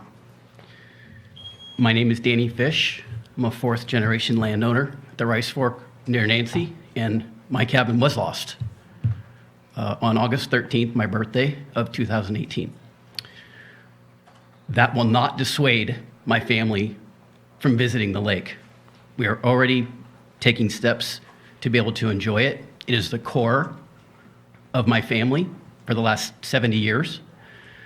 And I just want to tell you that I appreciate what I'm hearing. I appreciate the leadership that this board seems to be taking. I spent 30 years in city and government service in Sonoma County, and I know how it can be with strapped money, but I implore you to find a way to be involved in this and to save that lake, not only for the recreation and for the sentimental value, but for the economy and for just the sheer rightness of it all. I've seen boards on too many occasions sit back and wait to see what happens and then regret it later because it just was too late. So please, if there's anything that I can do, if there's any board I can serve on, if there's any asset that my experience can bring to this issue, I beg you to ask for the help, because we will help. This alliance is amazing, and I see good things happening if people pay attention and do the right thing. Thank you. Thank you. Any further public comment before I bring it back to the board? See no movement. Supervisor Sabatier? I appreciate everybody coming here and talking to us and giving you your perspective on this subject. Thank you, Supervisor Crandall, for bringing this to our attention as well. I don't really know what the actual economics of property tax or sales tax is from Lake Pillsbury, and then personally I don't think that really matters. There's livelihoods that are at stake here, and that makes a huge difference because we should be building up, not building down. I just traveled through the country, and I can't imagine if a park I traveled through or a monument I went to go visit disappeared, those towns I stayed at and visited would not be there. And I think that's a very similar situation for Lake Pillsbury. If the lake disappears, there is no more reason for people to go there. There is no more, nothing can continue as is. So one of the things that I've been thinking about as I've been listening is what have we heard, what do we know, and what is available? And I know that some of them might be just hopeful, but I know the EDA was here saying that they offer feasibility study grants. That could be a possibility. Maybe the USDA. I think we should have a conversation with Jeff Lucas to see what he might be able to help us out with.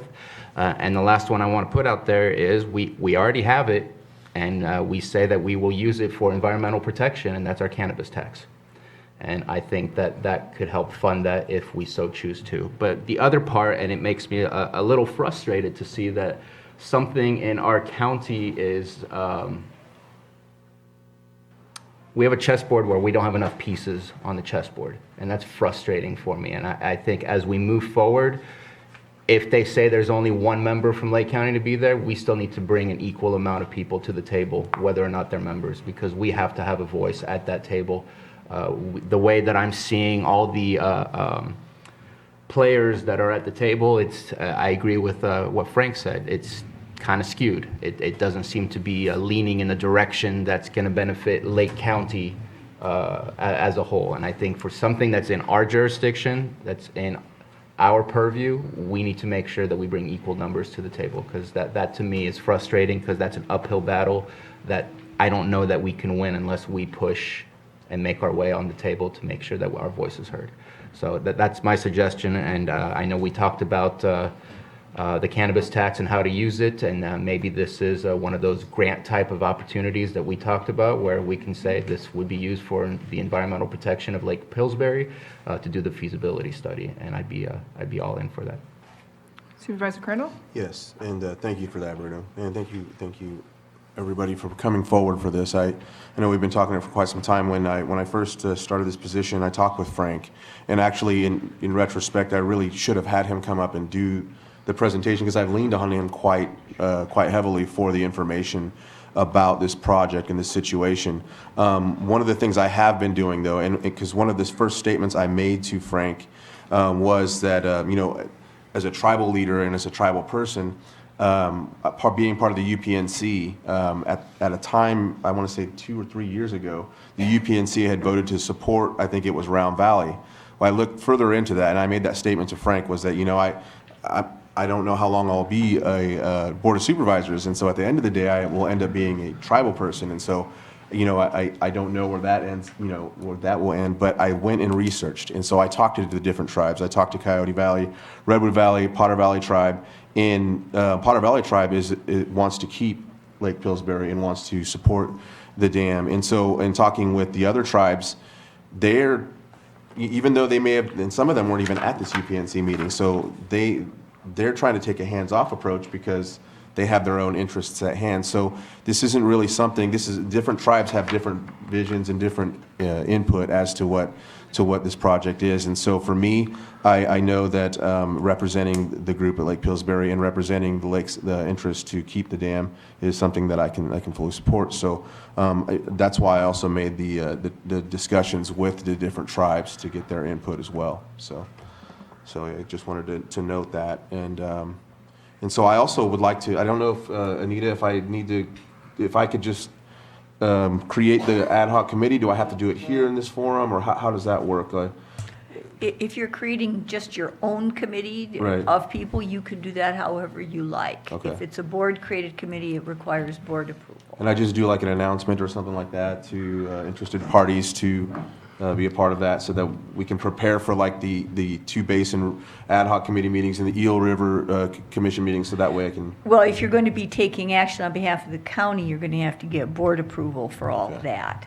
If what you're doing is information gathering, you can collect information through, your association with a number of different sources and people. If you're taking action, you're going to have the approval of the majority of the board. Okay. And I also want to be able to give them the opportunity to come forward and be at these meetings, because you have Cal Trout and Friends of the Eel and all these other groups, and these folks have counter arguments and whatnot. So Supervisor Brown?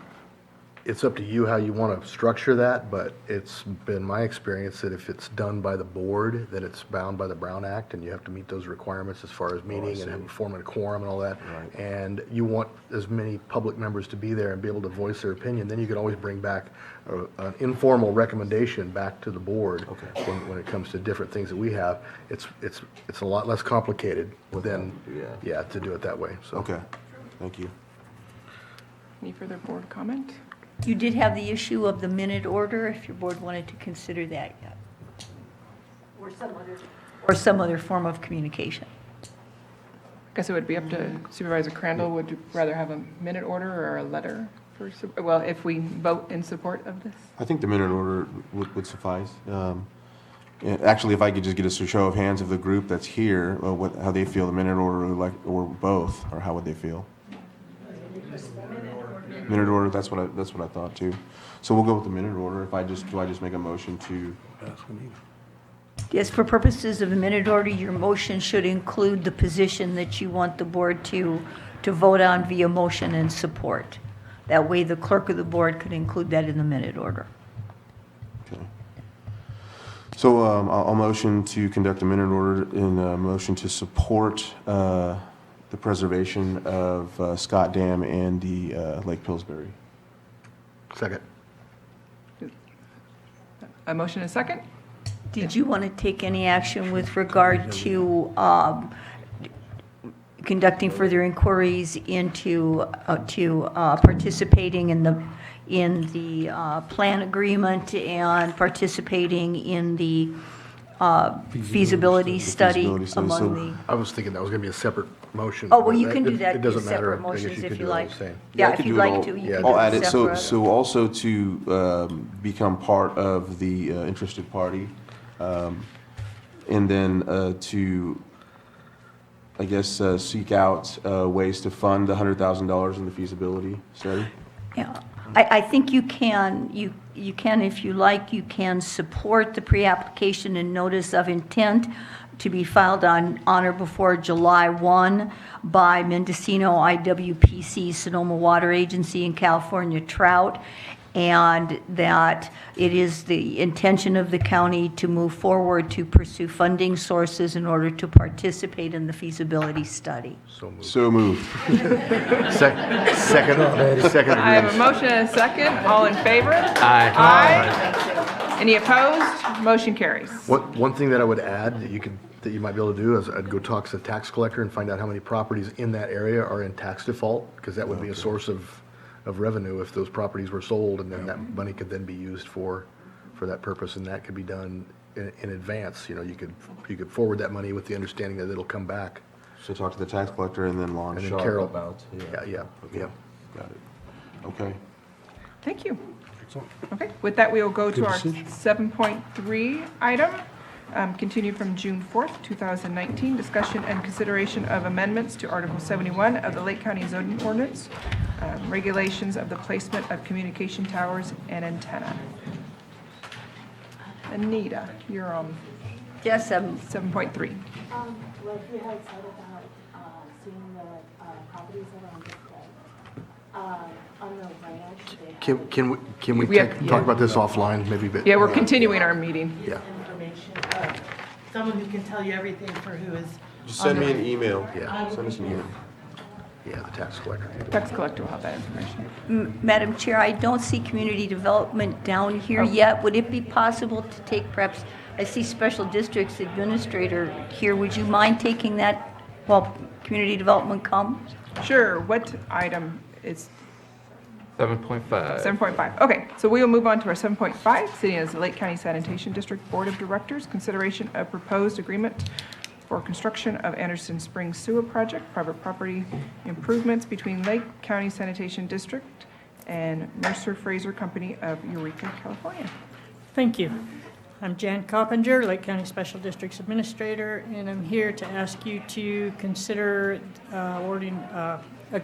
approving a contract with Mercer Fraser Company for the final phase of the Anderson Springs Sewer Project.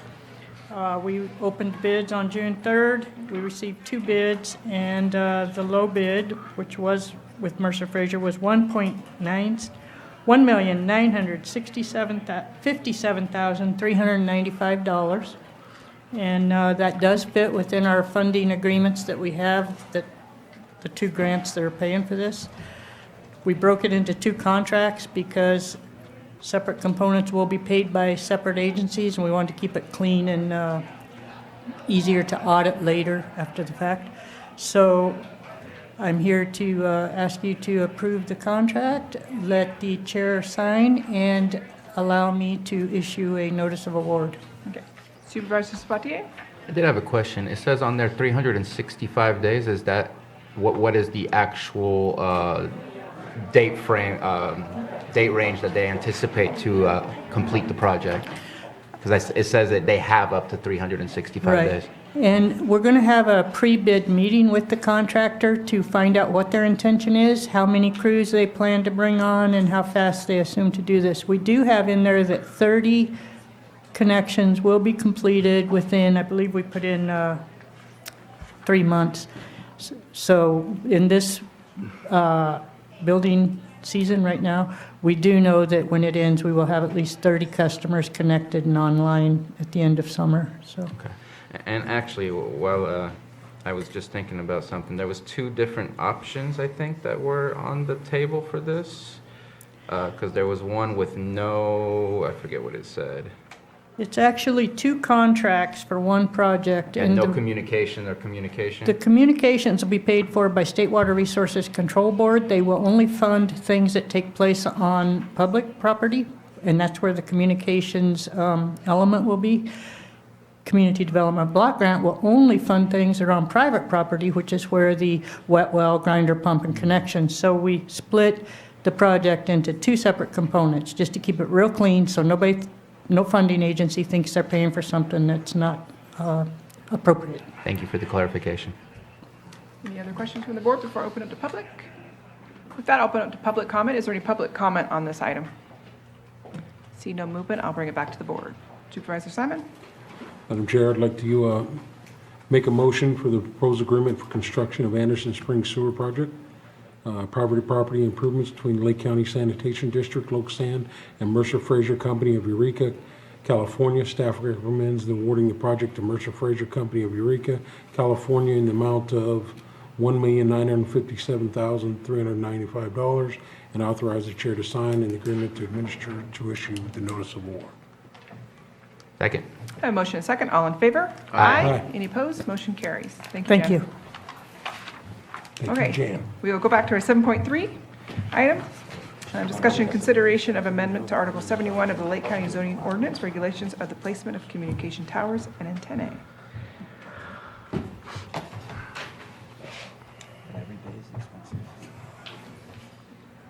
Thank you, Michaelin.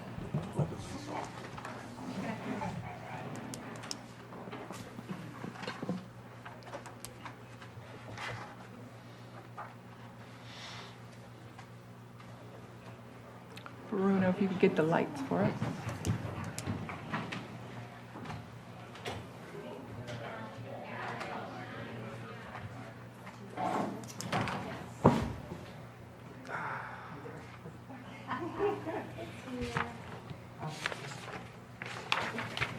Thank you.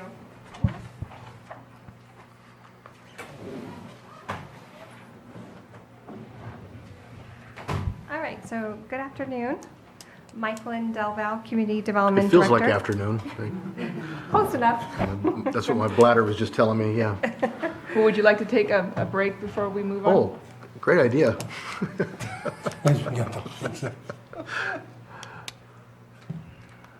Does anybody else from the board want to take a break? Does it matter? I guess you're gonna leave whenever you want to. If So one let's wants to. continue. Okay. All right. Sounds good. Let me know how it works out. So as during the last meeting, we were asked to come back with some recommendations concerning setbacks for wireless communication facilities. And staff conducted a lot of research, and what's come out of the research is what I'll be presenting on today. So currently in our zoning ordinance, we have several different permit processes. There is new wireless communication facilities that are permitted with a major use permit in all of the identified zones here. We can process temporary wireless communication facilities subject to obtaining a zoning permit. Zoning permit is ministerial. It does not go to the planning commission or the board. And in the ordinance, there is a permit process for co-location of wireless communication facilities and all of the zoning districts, almost all of the zoning districts with the exception of a few. So when looking at the regulations, it has come to our attention that the FCC has approved several updates. I might not be using the proper term. One was in August of last year, where they were accelerating wireline wireless broadband deployment by removing barriers to infrastructure investment. And in September, what was approved is a small wireless facilities, and there was some alterations to shot clock requirements. And shot clocks is the timing, the amount of time that we can process an application.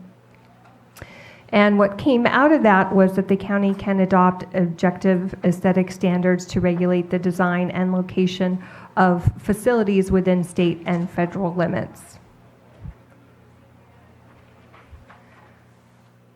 Small cell wireless facilities, generally, there's a lot more that was included within the FCC guidelines, is that they're facilities mounted on structures 50 feet or less in height, including their antenna. The zoning ordinance does not currently call out small cell wireless facilities, so staff is recommending that the ordinance be amended to establish a permit process for small wireless. Small wireless are facilities mounted on structures that are no more than 10% taller than adjacent structures. And they must be processed within 60 days when they're proposed to be attached to an existing pole or facility. 60 days is generally not enough time to get a project before the Planning Commission.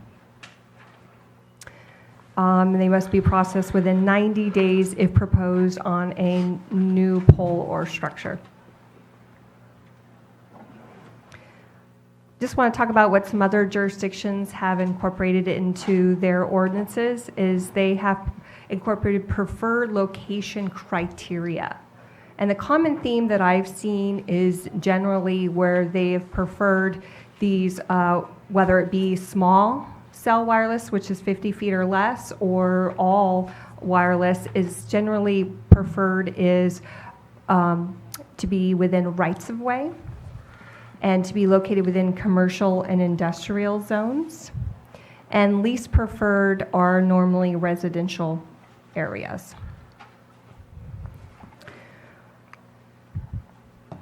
There are some exceptions in there. So there is the most preferred down to least preferred. And since the way I understand it, and maybe Anita can confirm, is that we cannot prohibit service. So they could still come in and apply to put a cell tower within a least preferred if we were to establish some guidelines. But that I've noticed other jurisdictions have indicated in their ordinance that the cell carrier would need to prove that there isn't a preferred site within 500 or 1,000 feet of the location they're wanting to put a cell facility because it's technically infeasible. They'd have to prove that they can't put it in another location. That is most preferred. Anita, did you want to chime in? I would just be cautious here that there are different rules when it comes to the siting requirements for the small cell facilities and macro towers. So you can't lump them all in together. The effective prohibition standard from the September 2018 ruling applies to both, but the aesthetic requirements and the framework within which you can operate and the FCC rulings have the force of law. They're not guidelines. They're legal requirements. So you can, the aesthetic requirements for small cell facilities, which we don't have anything in the ordinance right now, boils down to 4 criteria. You do have some additional maneuvering room as to the macro facilities, and certainly macro facilities in residential areas. So you also have maneuverability there and under design review, et cetera, and location. And Michaelin's right, you can break this down to certain preferred sites, but the effective prohibition standard is a very broad one. So preferred is just that. It's much more difficult with regard to small cell facilities to mandate those restrictions. The common theme that I've seen is small cells are generally being encouraged within rights of way in other jurisdictions. So that would be within county roads, typically on county-owned streetlights, county-owned traffic signals, on existing utilities, and I brought in a diagram from another jurisdiction. Some other things that I came across is that some other jurisdictions have incorporated designs where, for example, they've utilized water towers. I know there's been some other projects that have been approved as water towers. I also saw flag poles, and then of course there's trees, which we generally have seen a lot of within the county. So staff's recommendation is to update the zoning ordinance to incorporate all the new definitions. There are several, and it is going to take some more research to go through and see exactly which definitions we need to incorporate versus, as far as I know, the Article 71 was updated in 2008, I believe. So I'm not aware that it has been looked at since that time. So there probably is a lot of various sections that need to be changed. Recommending that we allow small cells subject to obtaining a zoning permit and established criteria and preferred locations for that. And I say zoning permit because of the shot clock requirements. It's not possible to get that if it was going to be within 60 or 90 days, depending if it's a co-location facility or a new facility. That's generally not possible to get it before the Planning Commission within that time frame. I also recommend that we update the abandonment and discontinuance section of the zoning ordinance. Currently, we have language, it's 6 months. Generally, I've seen other jurisdictions have 90 days, that if they don't use the facility within 90 days, they need to remove it. So I recommend that we change that. And I wanted to show you some diagrams and design features that I've seen in other jurisdictions. Carolyn, did you have those up here?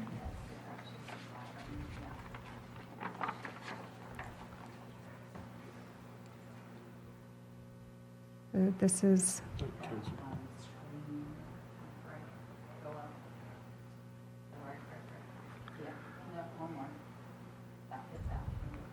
okay. Thank you.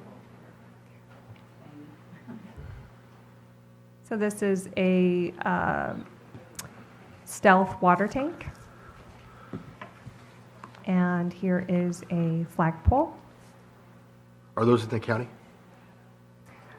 I have not seen a flagpole. The I know we have a tank water is, tank, yeah. and that was not from the application itself. That was one that I found on the net.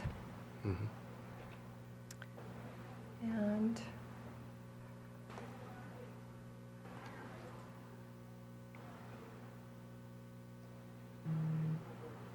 here's some configuration preferences that were approved in another ordinance. They outlined number one, co-location within an existing facility. It looks like street lights, existing, number two, existing replacement utility poles. Then they have commercial structures, county-owned streetlight poles, and county-owned traffic signals. One of the jurisdictions that I came across, I did like how they outlined their preferred siting criteria. They had it listed under development standards and guidelines. And they had it numbered 1 through 6. Number 1 was co-location on existing base stations outside of right-of-ways. Number 2, co-location on eligible support structures in the right-of-way. 3, co-locations on towers outside of the right-of-way. 4, new building mounted facilities outside the right-of-way. 5, new eligible support structures in the right-of-way. 6, new towers outside the right-of-way. And it did say preferred locations, all applicants should, to the extent feasible, propose new facilities and substantial changes to existing structures in non-residential zones. And they even had incorporated residential preferences. In the event the applicant seeks to site wireless facilities in a residential zone, the applicant should, to the extent feasible, propose new facilities and substantial changes to existing facilities in residential zones according to the following preferences, ordered from most preferred to least preferred. Number A, in the public right-of-way abutting a residential zone was most preferred. City-owned and controlled parcels, in this case would be county. Parcels that contain approved non-residential uses and do not contain approved residential uses. Parcels that contain approved non-residential conditional uses and do contain approved residential uses. Parcels that do not contain single-family residences, and then all other parcels.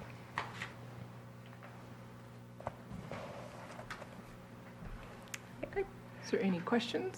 Supervisor Sabatier, if you want to get the Do you, links.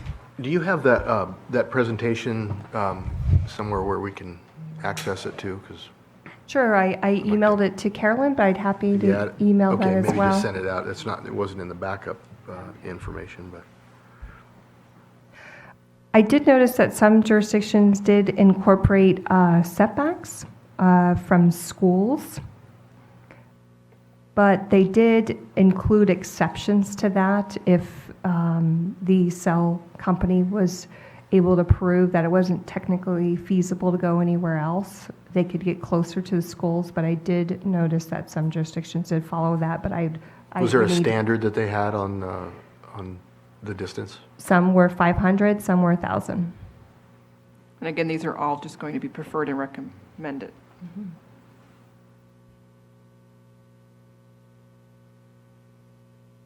Is there any further from the questions from the board before I open up to public? Open up to public comment. Is there any public comment on this item?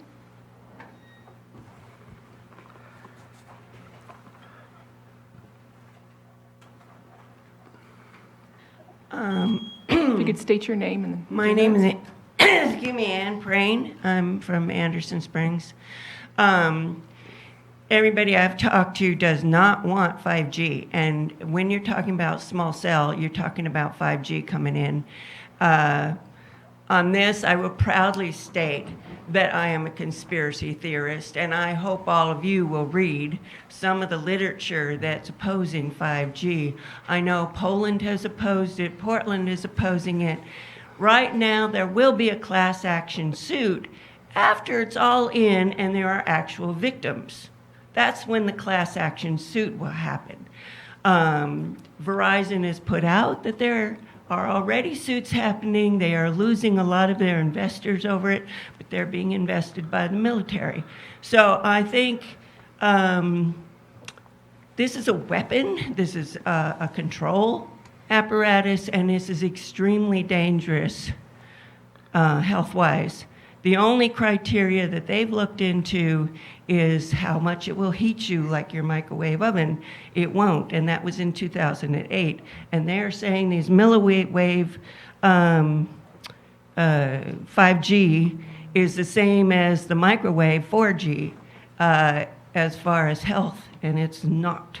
Milliwave is the same as your brain waves. It's the same as the pores in your skin. It will go right through. The Israelis have put out a paper on your skin being antennas for this stuff, your sweat glands.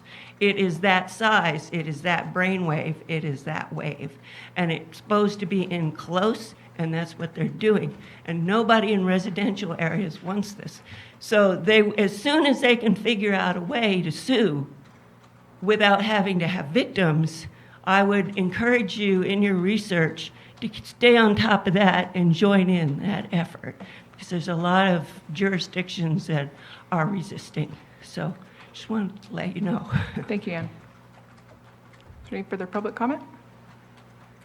Seeing none, I'll bring it back to the board for direction to staff. Well, Supervisor Brown? I'm the one that asked for this to be on the agenda initially. It doesn't come close to what I was hoping for, but I think we're pushed it as far as we can. I'd like to see us be able to push it farther, and I don't know how to do that. I don't know how to accomplish that. As long as we're not, they're not able to prove that they can't have service anywhere else, I think we should make them be in areas that are, the next property over, 2,500 feet was what I'd asked for, and I know that's kind of an arbitrary amount, but I think that's a good, safe amount, safe spot to put it. But I'm happy to, get what we can legally without having to put up a big, expensive fight that we probably would lose anyway. So that's what I'm Anita? looking for. Distinguishing between the macro towers and the Yeah. small cell facilities is critical. The aesthetic requirements, what Michaelin is talking about in terms of preferred sites would not effectively prohibit a siting, but it certainly would streamline the location of a tower in a preferred site as opposed to one that's not preferred. Time being money for cell tower companies, that may be very attractive to them going forward. And certainly the height and size of a macro tower from an aesthetic perspective And those aesthetic requirements don't fall under the September 2018 simply for consideration ruling. Your board does have more maneuvering room in terms of residential areas. So what I think Michaelin is proposing is using those preferred status, but the criteria for the macro tower is going to be slightly different, taking into account the height, the fall zone, all of those types of things that could impact neighborhoods, as well as the design review. There's a big difference, I think, for people between a flagpole that looks like a flagpole and a pole that pretends it looks like a tree. So that's just my opinion. Nobody goes to lawyers for aesthetics, but it is the type of thing that can be considered. So I think what Michaelin is proposing is to expand the considerations for the Planning Commission and your board to the extent that it's possible to do so. And that's what I'm asking for, yeah. Okay. Supervisor Simon? Thank you for the hard work, and just as Anita said, there are some constraints, but I think the proposals you brought forward moved in the right direction. Obviously, I'm proud too. If we could, go a little farther, that would be great, but I think this is a great start. So, Michael, thank you very much for the hard work yourself and working with County Council to make sure we're moving in the right direction the board was considering. So, thank you. Supervisor Sabatier? So I went through, whatever it is, Article 71, with a fine-tooth comb, and there was a couple sections that I'm wondering if we're going to change or if we're going to keep, and one of them was facilities shall be discouraged on ridgetop sites, and I'm thinking of Cobb has a ridgetop site and Canocti has a ridgetop site. Can we, because those are the best places to put antennas, so we don't have 20 other antennas to try to do the same job of what one could do at the top of a ridgetop site. And since it's already there and something is functioning, can we open up those areas? I mean, that could even benefit us to have the renta coming in for more towers on Canocti. But since they're already being used for those things, and since they're obviously far away from residential areas and they have a large scope of capturing a larger audience, I think that might be limiting and adding more towers rather than saying this is a good spot where you can just put one tower instead of 5. What page and what section is that on? That is on page 4. I don't know the exact. 71-4. It's on page 4 of the 71 site location. of the actual document. That's the PDF.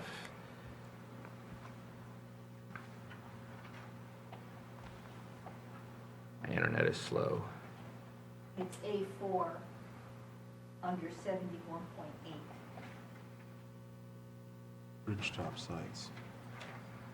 So you'd like to change the language to say we encourage? For specific sites. No, I think just, I see where you're going with that. I mean, Yeah. it's a recommendation. I think every site should be considered equally.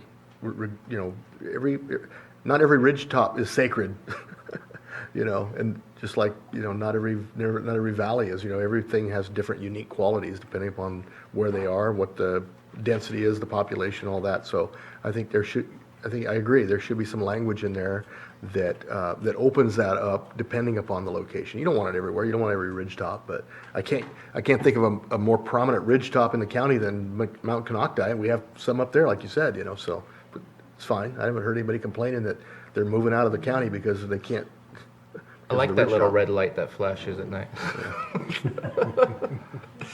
Let me keep going through. What's the fix on that, though? New communication facilities shall be, I mean, you're gonna Or have to maybe language just change it. eliminating number 4. That way it's not discouraged. I do want to state that although I wasn't involved with the 2008 ordinance, it's likely probably came from Article 34, which is scenic, and there are some general Right. standards. And it says the following standards shall apply in all districts and to all uses within the SC as combined. Siting structures should be sited and where feasible. Distribution lines and undergrounded to minimize obstruction of views of significant natural features such as Clear Lake, Blue Lakes, Lake Pillsbury, Boggs Lake, Anderson Marsh State Park, Cobb Mountain, Mount St. Helena, and Mount Canocti. Alterations to natural or artificial land contours shall be limited as follows. No major ridge line shall be altered unless approved by the zoning administrator or planning commission. So it doesn't seem like there's an effective prohibitions, but it's just bringing it to our attention that there is some additional criteria and things that we need to look at. The way the wording is written in Article 71, it does specifically bring it back to that it's because from the traveling public, it says silhouetted against the sky from communities, highways, major collector roads, or from highly used public areas. So I think it doesn't effectively prohibit it, but it's just bringing to our attention. And it definitely doesn't use the word prohibit, it just says discouraged when I want to say you're putting up an antenna. Look at the places where we already have an antenna rather than not, because the Mount Canocti would definitely, that's the silhouette that we would see in the night sky and stuff like that. So that's why I brought it up. Anita? Perhaps your board could consider new communication facilities on ridge site, top sites shall be considered in conjunction with A3 here and above, which talks about the not sited in a way to create visual clutter. So moved, yeah. Yeah. It was just a thought, because that way it comes back to the point without using the Yeah. word discouraged. Yeah. And since 2008, as your board has noted, the FCC has spoken a couple of times now. So, you know, some of these areas of discretion truly no longer exist for you in the same way. Supervisor Brown, did you? Or were you, I don't know. If I Oh, may sorry, Brennan wasn't finish, here. I was looking at further down that page 7 and 8, and I was wondering if we're planning to change, and then it's a moot point, but it looks like it almost contradicts itself by saying any exterior lighting, except as required, and then it says no telecommunication facility shall be installed at a location where special painting or lighting will be required by the FAA. So it says except as required by FAA regulation, but then we're saying no telecommunication shall be installed at a location where you need special lighting. So I was just curious if that's a contradiction of itself, or if I'm just reading too much into it.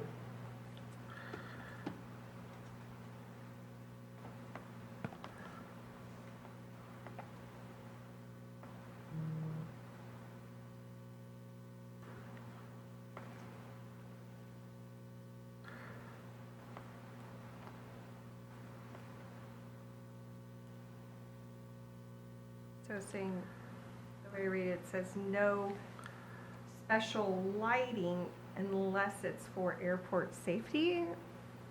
If I'm reading that correctly, that's, if you're looking at both of them. So 4 says, except as required, any exterior lighting except as required shall be manually operated. So that's for like flashing lights. Okay. And so it's saying it needs to be, manually operated rather than flashing, so then. Oh, rather than number automated. 8, yeah. Okay. Then on, I'll move on, because that one was just my confusion. I wanted to get some clarification. On page 5, number 16, it says the maximum height of any communication tower shall be 150 feet, and then underneath that it says the foundation and base of any communication tower shall be set back from the property line at least 100 feet. And I'd like in the future to make sure that we match the setback to the height of the tower with a minimum setback of maybe 100 feet. But if you're a 150-foot tower with only a 100-foot setback, that has potential to harm an adjacent property. Anita? Just as a point of information, one county very recently has looked at that and has done exactly that, which has, from the property line, the setback from the property line has matched the height of the tower plus 25 feet, just in case. So your board can consider that plus a little bit more, certainly, because you're looking at a fall zone in that case, and that's a public safety issue. Right. And I'm almost done. On page 8, letter D, it states that any applicant proposing construction of a new communication tower shall provide written documentation that a good faith effort has been made to obtain permission to mount the communications antennas on an existing building. So basically, if you have to prove that you looked at an antenna that already exists or a building that already exists, so you don't have to build a brand new structure. I know that this has been our discussion in the past, is what other properties have you looked at? Can we ask for that same good faith effort that they've looked at other properties? Well, Supervisor Brown? we can ask, but it only does you good if you're going to be able to trust the information that they give you, and when have they been able to do that? I know, they feel like they have, a board, or at least a board member who feels like there's nothing we can do, so let's just rubber stamp it.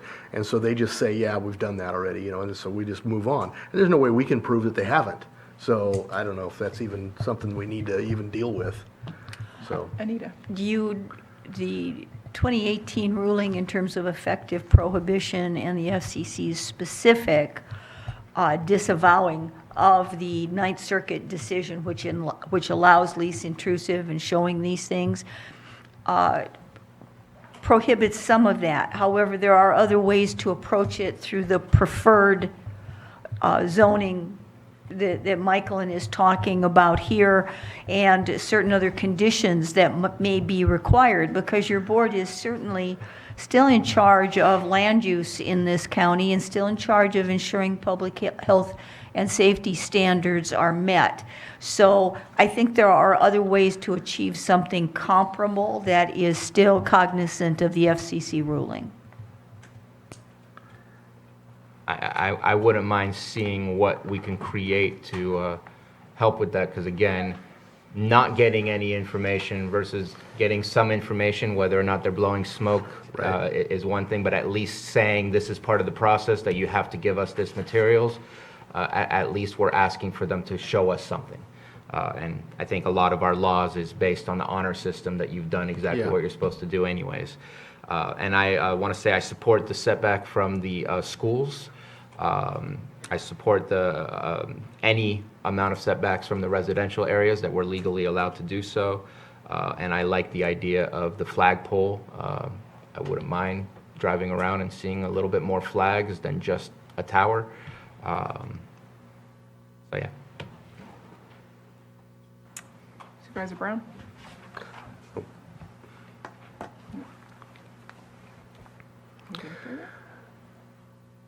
I appreciate too what you've done. I think this goes to show that, that it's been stated up here whenever there's an appeal that, sorry, there's nothing we can do, but this is something we can do and we're doing it. So I appreciate that.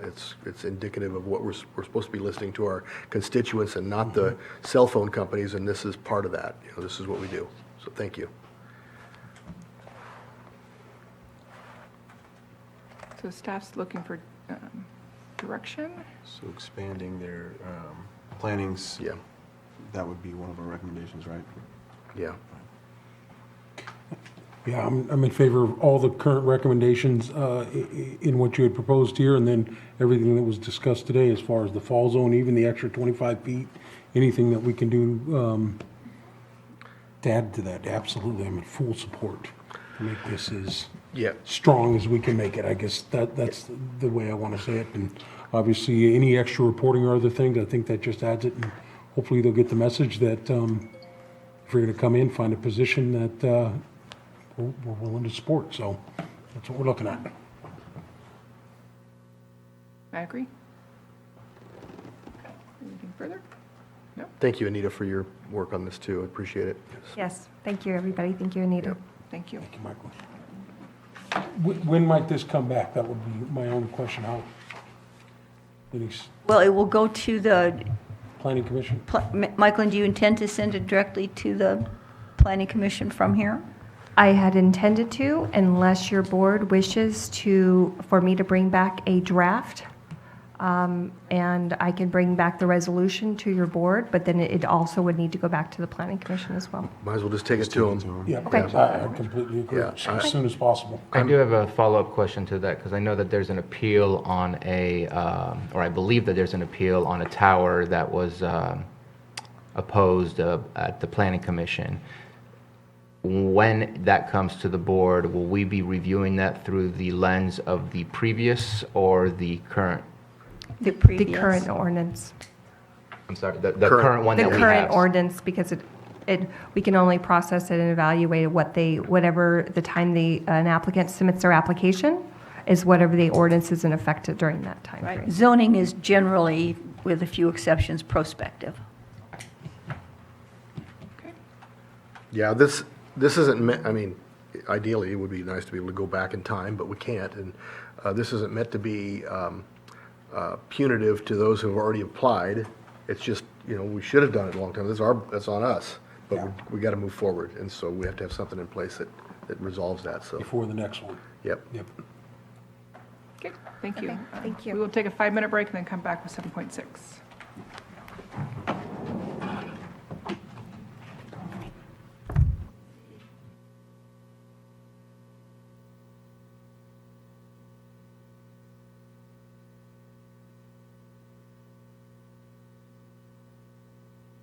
Of understanding between the County of Lake and Lake Transit Authority in the establishment of a limited bus route on Mount Conocti.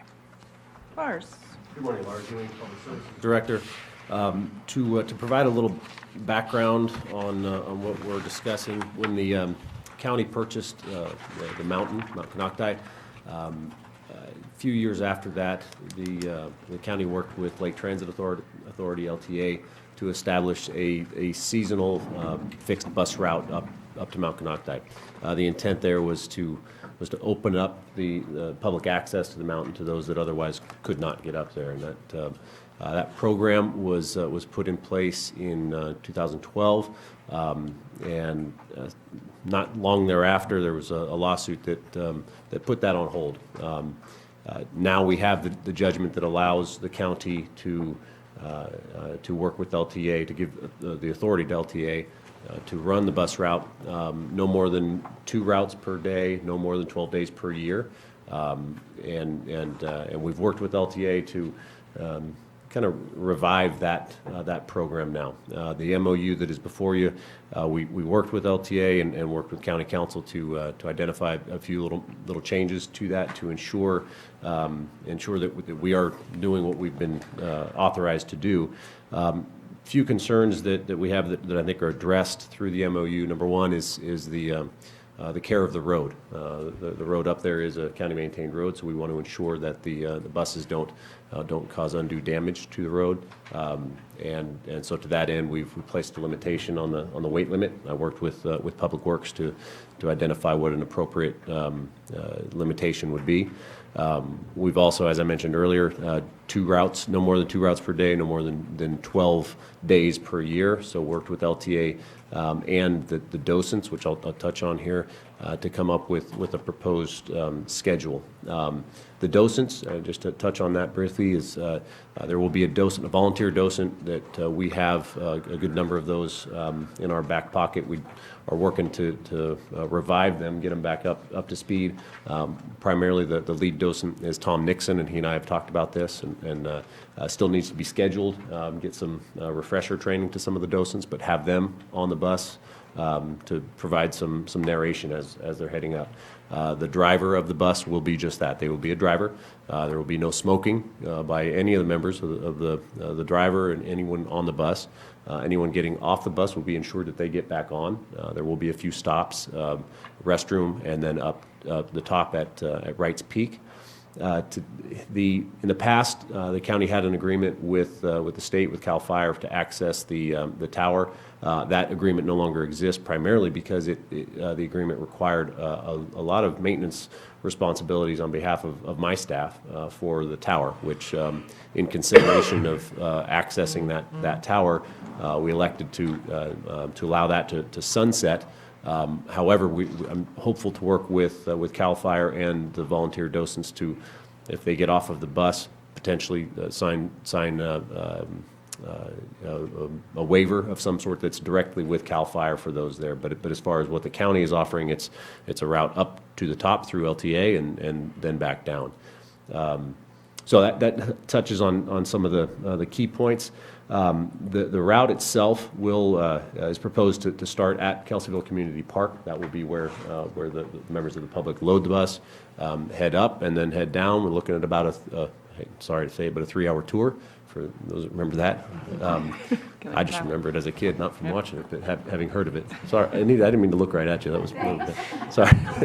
So, anyways, I'm sorry.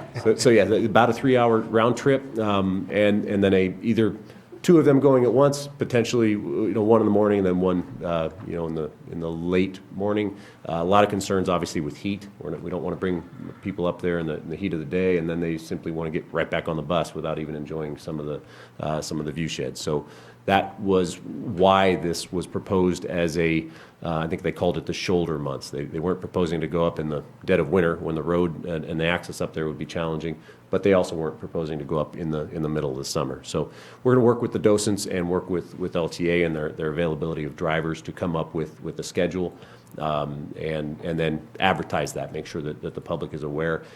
Only so many seats on the bus, so it will be on a first come, first served basis. But that that touches on the actual route. And one thing to note is that I have met with property owner Michael Fowler, through which a part of the road goes through his property, and I notified him of our intent to pick this back up. So I'd like to say that we are on good terms with Mr. Fowler. I am, and he's well aware that this is being proposed. Any questions? Supervisor Brown. I'm really happy to see this thing revived, and it's, I said this back when we made this purchase, that when I leave here, this will be one of the things I can look back and say I'm the most proud that we did, for a lot of reasons. But to make this available to the public in every respect, not just the hikers, not just the people that are in really good shape, but the people that deserve to be able to be at the top of that to see what county, the rest of the world looks like. We were up there in April, and you can see Shasta, from the town. I mean, it's really amazing up there. Anybody that has been up there will tell you, but there's a lot of people that haven't been able to go up there that really want to, and I think this is a really good opportunity for them. And I want, if you could, I've taken a lot of people up there and very knowledgeable about that mountain in a lot of areas. So if you need another docent, I'm very interested in that as well. So I think that'd be an honor to be able to do that. Absolutely. So, thank you. Yeah. And the reason they're docents is because they don't get paid. We know that. So. Well, I think it's a great project. Setting on Lake Transit Authority and Area Planning Council, they were talking about they were going to get this thing started up, working directly with the URs. I want to thank you for that, you and Katie. But I think it's a great, unique opportunity. I know there's funding and opportunities through the Lake Transit Authority for our senior centers and other stuff to get out there and take some trips, and I think this is one of the most beautiful places in Lake County. I want to thank you for taking me up there. I got to go up there with Tina when we went on our tour, and we looked at other things, but it is a very powerful place, and I think it is something you will be very proud of, Rob. I think it's very unique up there, and as many of the members we get up there, in our community, I think is great to spread the word. So, good job on that. And it's also, a very coming from the tribal standpoint, a very powerful tribal suite. So, Monokatai and Donakatai, those are the, some of the names for Mission and Elam, some of the words that they use to talk about the fire people on the mountain and other stuff. So that was a very ceremonial place for our tribal nations too, for thousands of years here. So I think it's great for everybody to get up there and experience that beautiful scenic view. And you can get up there and yell as loud as you want, and ain't nobody gonna hear you. So I think you did that while we were up there. I definitely did that, to see if I could get some feedback. Supervisor Sabatier. No, I agree. Being on the LTA committee as well, it's exciting to see this coming up to us for the approval. I see it not only as something beneficial to our community members who may or may not have the ability to access the peak, but also I see it as a good tourist attraction to get people who come and visit our county to really see the best perspective that you can see on top of the world. So I see it as a lot that can I see this as many options to make this a popular thing, and I hope to see maybe more trips in the future if we can figure out how to keep the road maintained properly. I think that's one of the issues. I did want to make one quick change, if it's possible, and I think it has to be changed. It's under the non-discrimination. I think there's a triple negative. It says neither the county nor LTA shall not unlawfully discriminate. And I think that "not" needs to be taken out, and then we're good. Any others that just a pen change we can make and then get it back? Perfect. We can do that.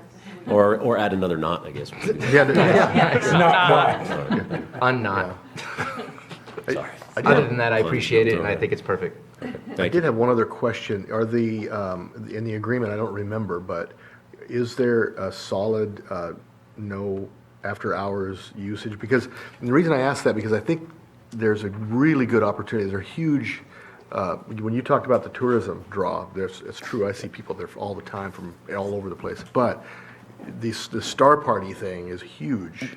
And to go up there and have like an astronomy event, you know, is a big deal, and tie it in with the observatory at the bottom of the hill, I think would be huge for us, so. So currently, it's dawn to dusk without a special use permit. Special use permits are. So it is a possibility to get through It that. is, and I actually, it's a good segue into something just related to Mount Canocta, which I don't want to stray too far from this item, but just an awareness that once my department get through these Prop 68 park grant applications, the next big park issue is going to be doing a phase 2 of master management plan for Mount Canocti.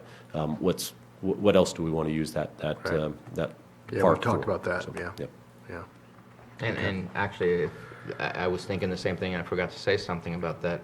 I know that I enjoyed last night's sunset, and the sunset from the top of that mountain, it's still dusk, and if we could figure out in those early months, between mid-April and mid-June, to also have a later route rather than just 2 in the morning, that might offer some, and sunset's not that late either. Yeah, and we are, sorry to interrupt you. No, We are to a large extent currently limited, I suspect, by the judgment that allows states a certain number of trips that we are allowed per year. How that would work to attempt to expand that. Just have to I can time work them, with you know, yeah. just have to time them and do something. I mean, just Yeah. what he said, I've been up there every time of the day and night, and I've jumped the fence when it was 11 o'clock at night to see the full moon. I've done that. I mean, I know what it's like, and I'm not ashamed of that. I think that, there are opportunities up there that I met other people up there on their way down. So, but if you're up there at that sunset, and Harvest Moon was a perfect example. You can be up there on those rocks, and you can look over here and you see the sunset, and then you look over here and you see this moon coming up. There's no place else you're going to see that. So it's really something. And my option was saying maybe moving one of the times, Oh, not understood. adding Yeah. one of the times. Okay, I misunderstood. Yeah, just timing of it, Oh, yeah. absolutely, yeah, and that would be a coordination with LTA. Right. My comments, I am excited for this. I think it will definitely bring in tourism, people coming to our county to be able to take a ride up there. It opens it up to many community members that are not able to hike that. I know I'm one, I don't think I'd be able to hike all the way up there. So, but being driven up there was quite something to be able to see the whole county up there. Yeah, I like the option, and I appreciate the work you put into this. Anytime you're dealing with mountaintops, you're dealing with high-energy places in all aspects of culture. When you look at different religions, when you look at different practices, they always say get to the highest point, and you'll always feel better about yourself. I mean, in our way, in Native American way, that's the common thing. Go to a high place and pray. In other practices, it's the same way. So this is a good thing to have for people to have the capability to go up there without having to hike if they're limited. So thank you, Lars. With Or that, get open to a up- high place and yell. I'll open up That the public too. comment. Is there any public Let 'em comment know on you this know. item? Nope. Okay, we have one. If you could state your name, and you have 3 minutes.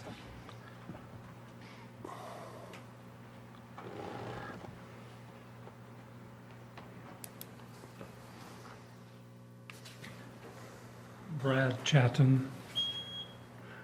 Won't take 3 minutes. Public safety number 1.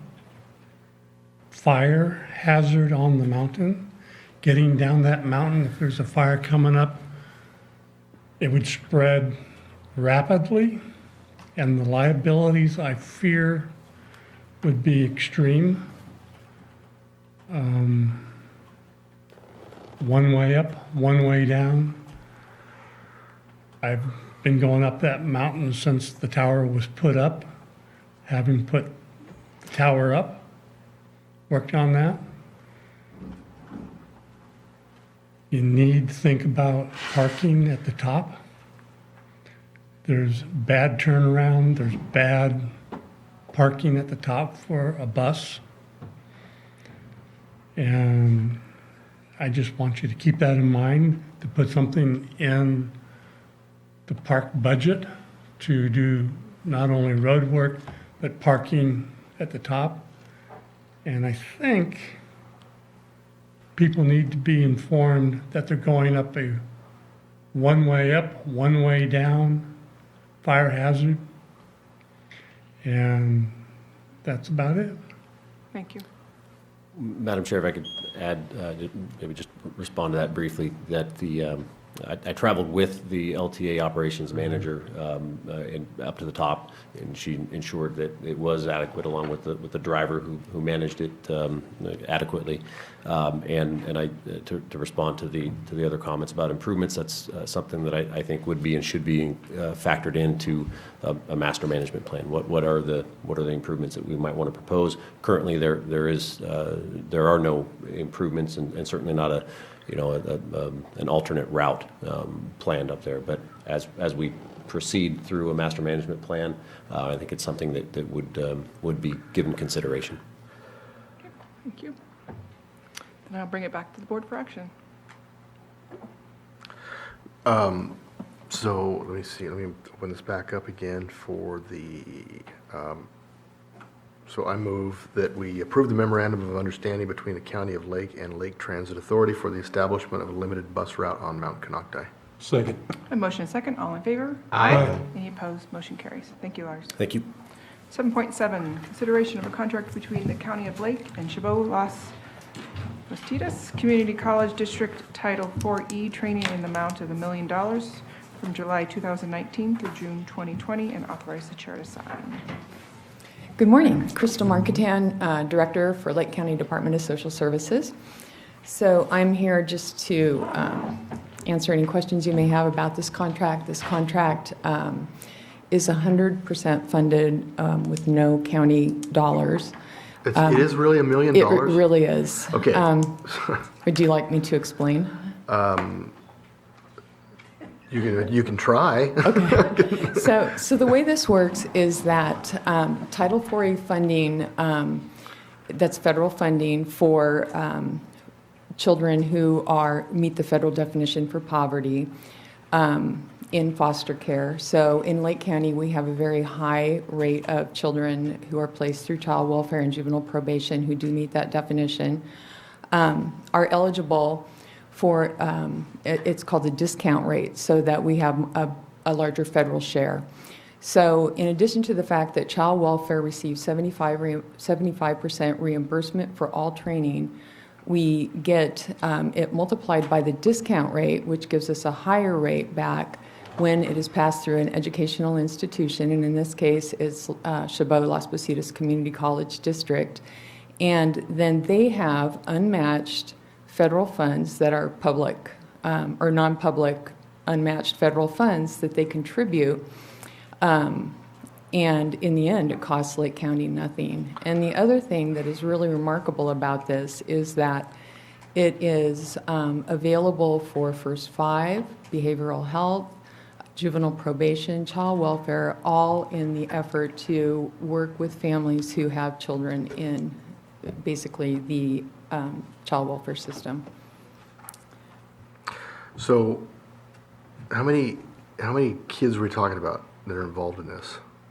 How many kids? Yeah, how many kids are we affect? How many kids does this impact? Well, you know, I guess it depends on your definition, but currently we have about 200 kids in out-of-home placement. I know probation has around 10-ish, maybe a few more, a few less. And then we also have families receiving AAP adoptions assistance, and that's another 200. And so basically, these funds can be used for staff training, for community training, for training with our partners such as behavioral health, and even for First Five, who are serving those families early. It is all passed and through Chabot, who does all of the administrative work to to ensure that the training is eligible. They also can pay for sending our staff to training elsewhere in the state. They pay for travel expenses, and also for, like if we wanted to bring a training to the community, which we plan on doing this next year, as long as it meets the criteria, the eligibility criteria, they will pay for it. And if it serves the base population, it can also address other things in the community. So it really, last year was the first year that we had done it, and it was just such a strange concept, almost too good to be true, so we were pretty, and we also hadn't really prepared in advance for having the additional funding. But this next year, we have plans to make sure that our partners are using it, we're using it, and we're using it to bring in, really top-notch trainers to the county, and this way people do not have to go out of the county to get the same training. So,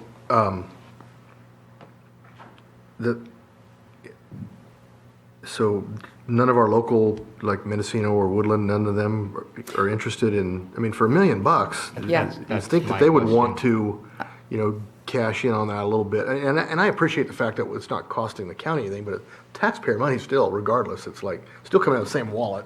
Yeah. But, it'd be nice to have some of it sit here in the county, yeah. So any way to do Mendocino that? County currently contracts with Chabot Las Positas, as does Solano, Alameda, Humboldt is entering in. And I am planning to take it to the 20 Smalls group at CWDA. It's just, not a lot of counties are aware of it. But the key really is that it's passing through this academic institution who has the ability to provide the match. Supervisor Sabatier? And I'm guessing that match comes with at least something that keeps them in the black rather than in the red, or else they wouldn't just do it out of the Right, kindness I'm of their sure it's heart. advantageous to them as well. Because I'm thinking at Woodland Community College, the main campus, they have a pretty robust foster care program through the school. Mm-hmm. I don't know if it fits exactly what this is, but I'm going to look into that to see how can we bring something over, because I had the exact same thought process as Supervisor Brown. How do we keep this in-house so that our school system and our staff that's being trained, parents, everybody can benefit from having it really right here. Mhm. So that definitely something to look at. And I would be happy to give you contact information for Chabot. Do you happen to know who YOLO uses? Well, this is really separate from, our traditional way of accessing training, because the actual training provider for child welfare is UC Davis. And this year, we actually are using this contract to pay our share of the UC Davis training contract. And so this is really just a fiscal mechanism, and they are not really providing us the CWS training, but they are locating trainers for us and then making it, paying for it. And if I'm correct, for those who choose to take in a foster child, that this is mandatory classes that they have to take, correct? Yeah, again, that's somewhat separate, and we do that locally. However, they are a target population for this training, and so, So it's like an additional Yeah. training, gotcha. I think it depends on the level of foster care too provided. It's not, Right. not all families are required. So you're saying the UC Davis extension, is it the extension group or is it just It is UC the Davis? extension, Right, and that's what I was- they currently have the state contract to provide child welfare training. That's what I'm familiar with as well, so I Mhm. thought, and so Los Positas contracts with them, this is just, So another example is they subcontract with RCS for So RCS is able then to get training for their staff Right. because they serve the kids here in Lake County. With wraparound and all the Right. other things, yes. With that open to public comment, is there any public comment on this item? See no movement, I'll bring it back to the board. Madam Chair, I move to approve the contract between the County of Lake and Chabot Las Positas Community College District for Title IV E-training in the amount of $1 million from July 2019 to June 2020, and authorize the chair to sign. Second. I have a motion and a second. All in favor? Aye. All opposed? Motion carries. Thank you, Crystal. Thank you. 7.8, consideration of the distribution of excess proceeds in the amount of $889,619.04 from the tax default land sale number 155 held on June 9th, 2017 for R&T code section 4675. Thank you, Barbara. Good morning, Barbara Ringen, Treasurer Tax Collector. With me today is Elizabeth Martinez, Assistant Treasurer Tax Collector. Hello. Excess proceeds are proceeds remaining after all required distributions have been made after a tax sale. When excess proceeds from the sale exceed $150, notice must be given to all parties of interest. Then the parties of interest have 1 year to file that claim. It's actually 1 year from the date the tax deed records to the new owner. Once the claim period ends, the claims are reviewed. The claims that we've submitted to you today have been reviewed and are found sufficient. Our office recommends that the payment in the amounts indicated be made to the claimants. Having a hard time getting it up here. Is there any questions for Barbara? There any that was not claimed? There were, I do believe we have some. We have a second group coming for you next month. And that'll be, it's one of two groups. We usually split them up because there's so many claims to review and process, so. Sorry for not No, putting up no. my pen. Any further questions? Is there any public comment on this item? See no movement, I'll bring it back to the board. Madam Chair, I make a motion to, let me get back to it here. Make the payment in the amount indicated to be made to the named claimants. Yes, the distribution is recommended, that's fine. Yeah, that's good. Second. A motion and a second, all in favor? Aye. Any opposed? Motion carries.